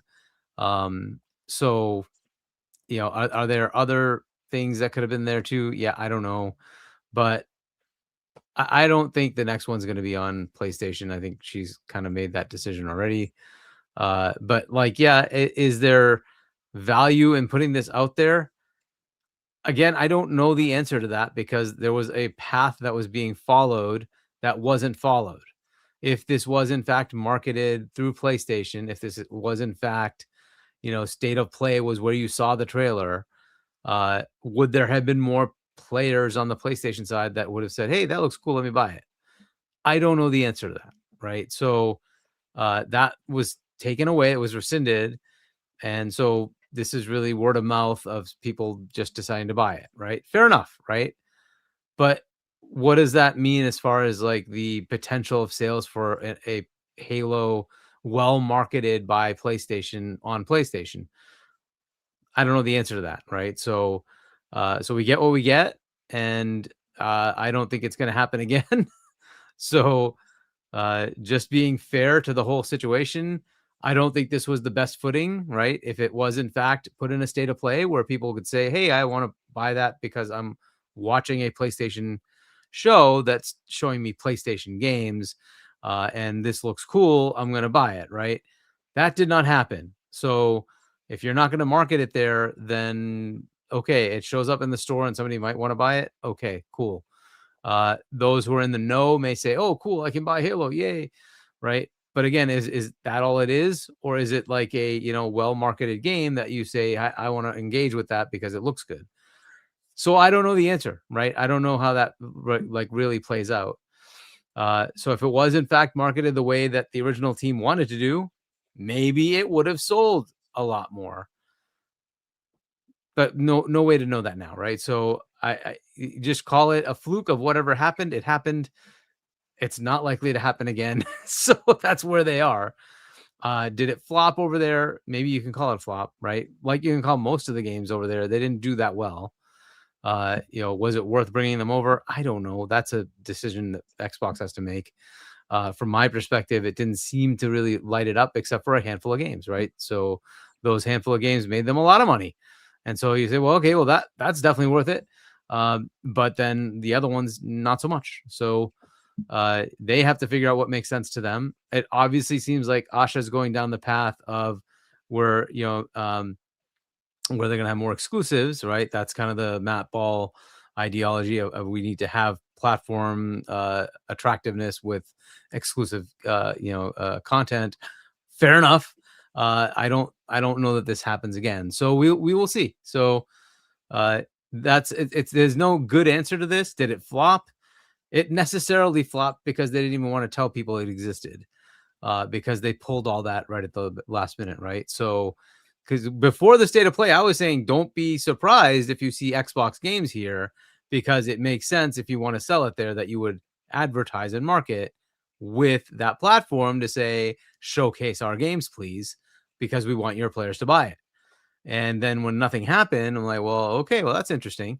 And it turns out that was deliberate and it was pulled. I was like, okay, well, cool. That's a decision. It's fine. It's their decision to make, right? But then don't expect to have good sales if you don't tell people it exists. That's kind of a problem, right? So especially when it comes to big AAA games. So you have to kind of play that game. It is what it is, right? So I don't know. So yes, you can say it flopped. Fair enough. It flopped. But I wouldn't have expected otherwise, right? Because they didn't want it to sell there. But they locked it in, so they had to sell it there. Fine, fair enough. I would have rather that she just take the game off.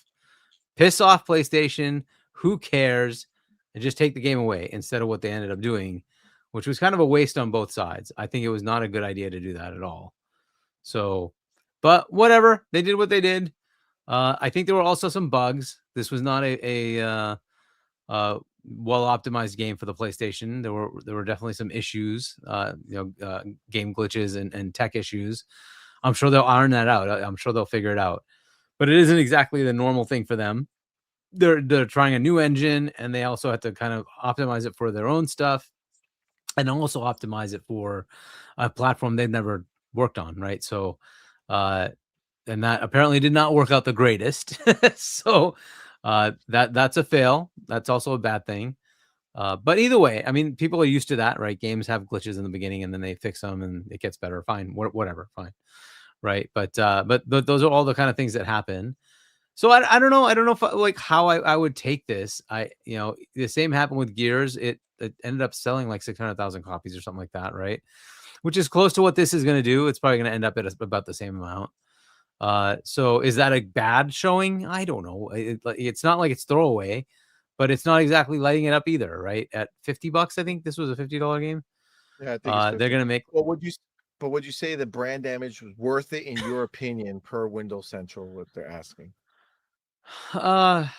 Look, the brand damage has already been done. If you think exclusivity is a problem, and you want Master Chief to never be on the PlayStation, well, then that brand damage has already been done. And I don't know how you like really change that, because that was already part of the plan that they already had in place. So, was it worth it? No, they probably made like what, $20-30 million. Is that basically what it comes out to? That's probably what probably not even that much, right? $50. They probably make $30 out of that $50. $30 times 400,000 copies, like that. It's not a lot of money, right? I don't even know if it covers the cost of the port. maybe not. But whatever, it is what it is. So lesson learned, right? If you want something like this to go anywhere, market it on everything. If you don't, then get the sales you get. But yeah, was it worth it for me? No, I don't care to see Xbox game like Halo, especially Halo, go over anywhere else. But I don't care enough to say that Halo should die because of that. And if Halo was to survive because of it, that would be great.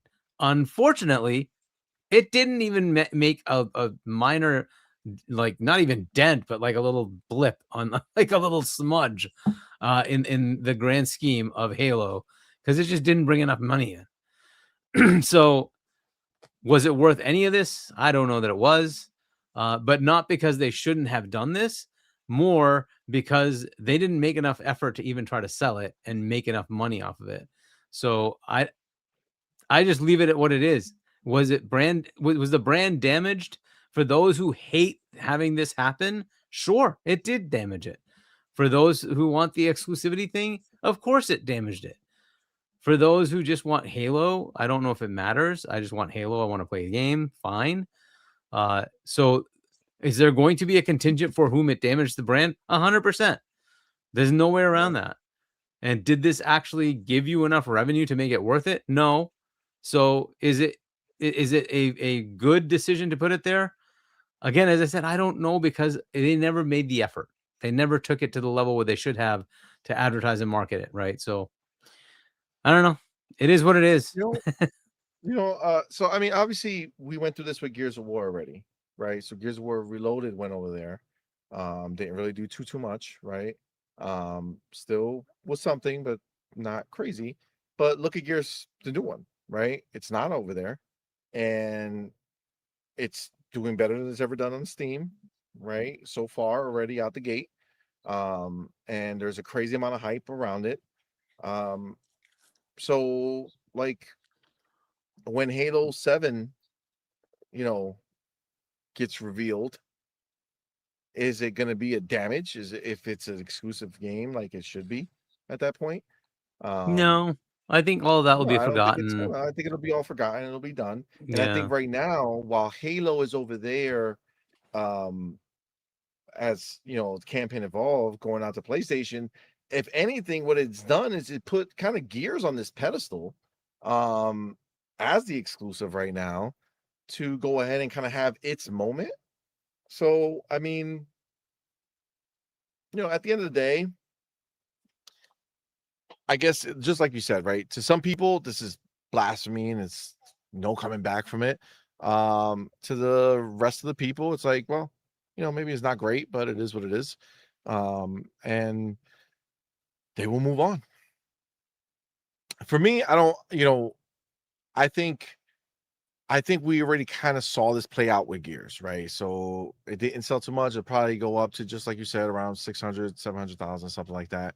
What will be interesting is to see how Gears of War Reloaded does post E-Day dropping. Because PlayStation players can't play E-Day. Does that make them look at Gears like, oh, maybe I'll go, I don't have Gears E-Day, but maybe I go play Gears Reloaded, just to kind of scratch that itch.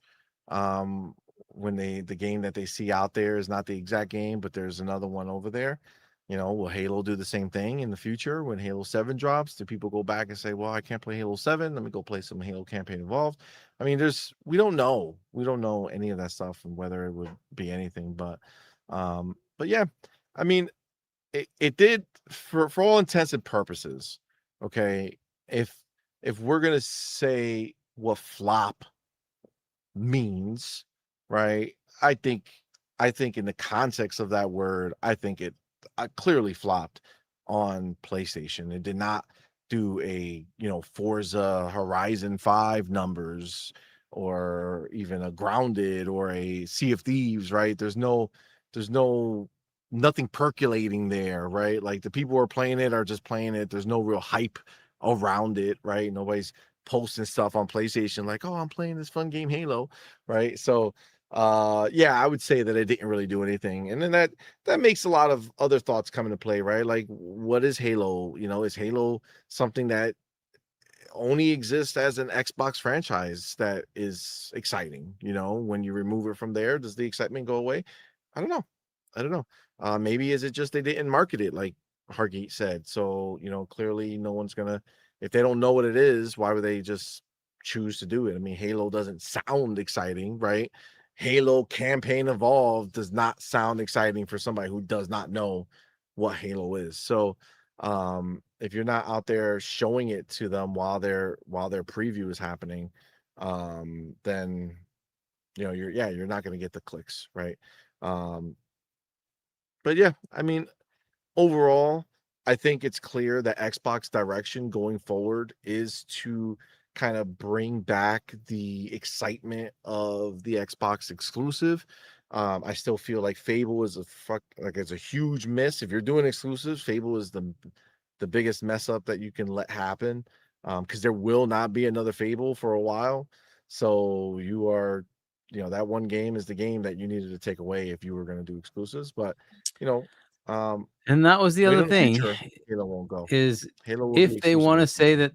that this lesson needs to be learned, Fable needs to become exclusive. And I don't care what it costs. I don't care what like who gets pissed off, who gives a shit. Just do it. You have to take it away. because it's gonna do the same thing. Available for pre-order right now? Yeah, it has been.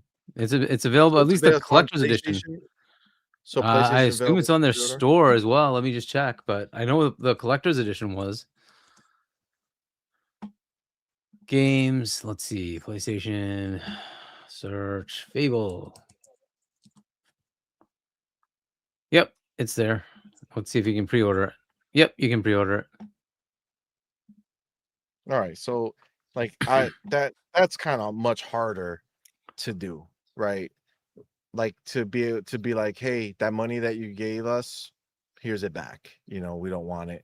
That's a little hard, especially if it's a lot. I mean, they could see the numbers, and if they have a significant amount of people who pre-ordered Fable over there, Yep, that's hard to say, nah, scratch that.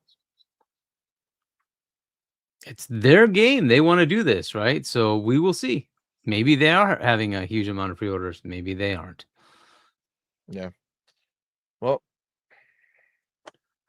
I guess we'll see, man. For me, it is what it is. I do think that at the end of the day, this will be a something that the most hardcore are going to be annoyed by, but ultimately when Halo 7 drops, it'll drop and people will be excited, you know, and people will go ahead and do it.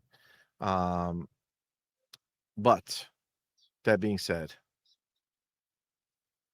Hargeet, was there something else you wanted to talk about or something else you wanted to say before we wrap up? No, it was just the Fable thing. That was it. It was just the like Oh, okay. if this is the lesson, then don't care what the cost is, pull it. There's just no reason to Yeah. put it there.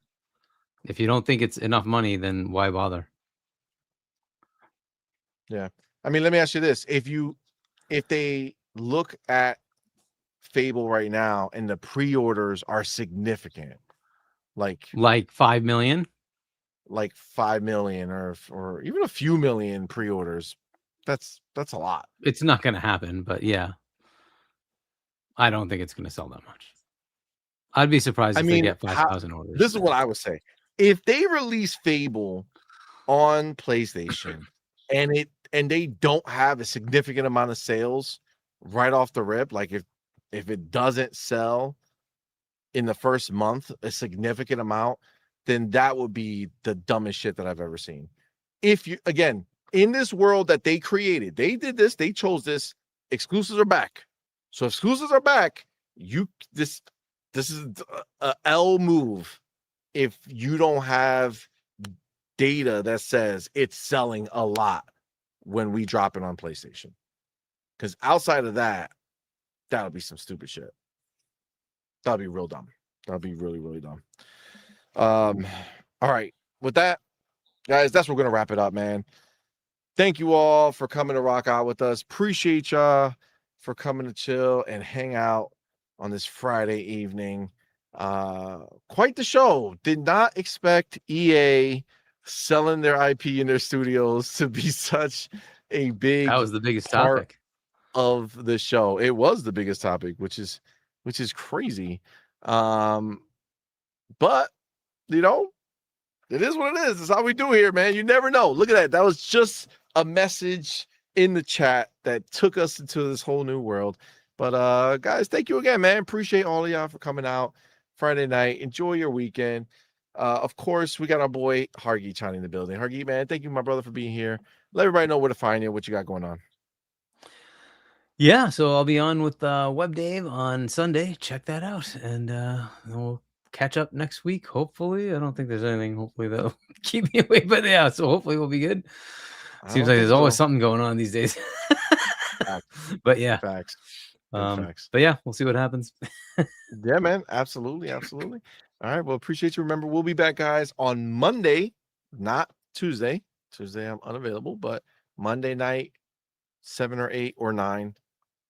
Don't know. The schedules has gotten crazy with other things going on, but Monday night we'll be live, and we will pick it up from there. And then again, we'll be back on Thursday with We Doing It Live, and then hopefully Friday we should be good. I don't see any unforeseen crazy things happening. So Yeah, man.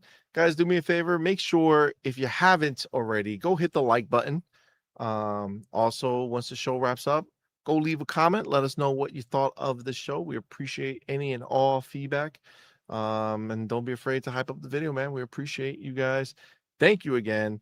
And with that, we are going to go ahead and end the show the way we end every single show. Doodle!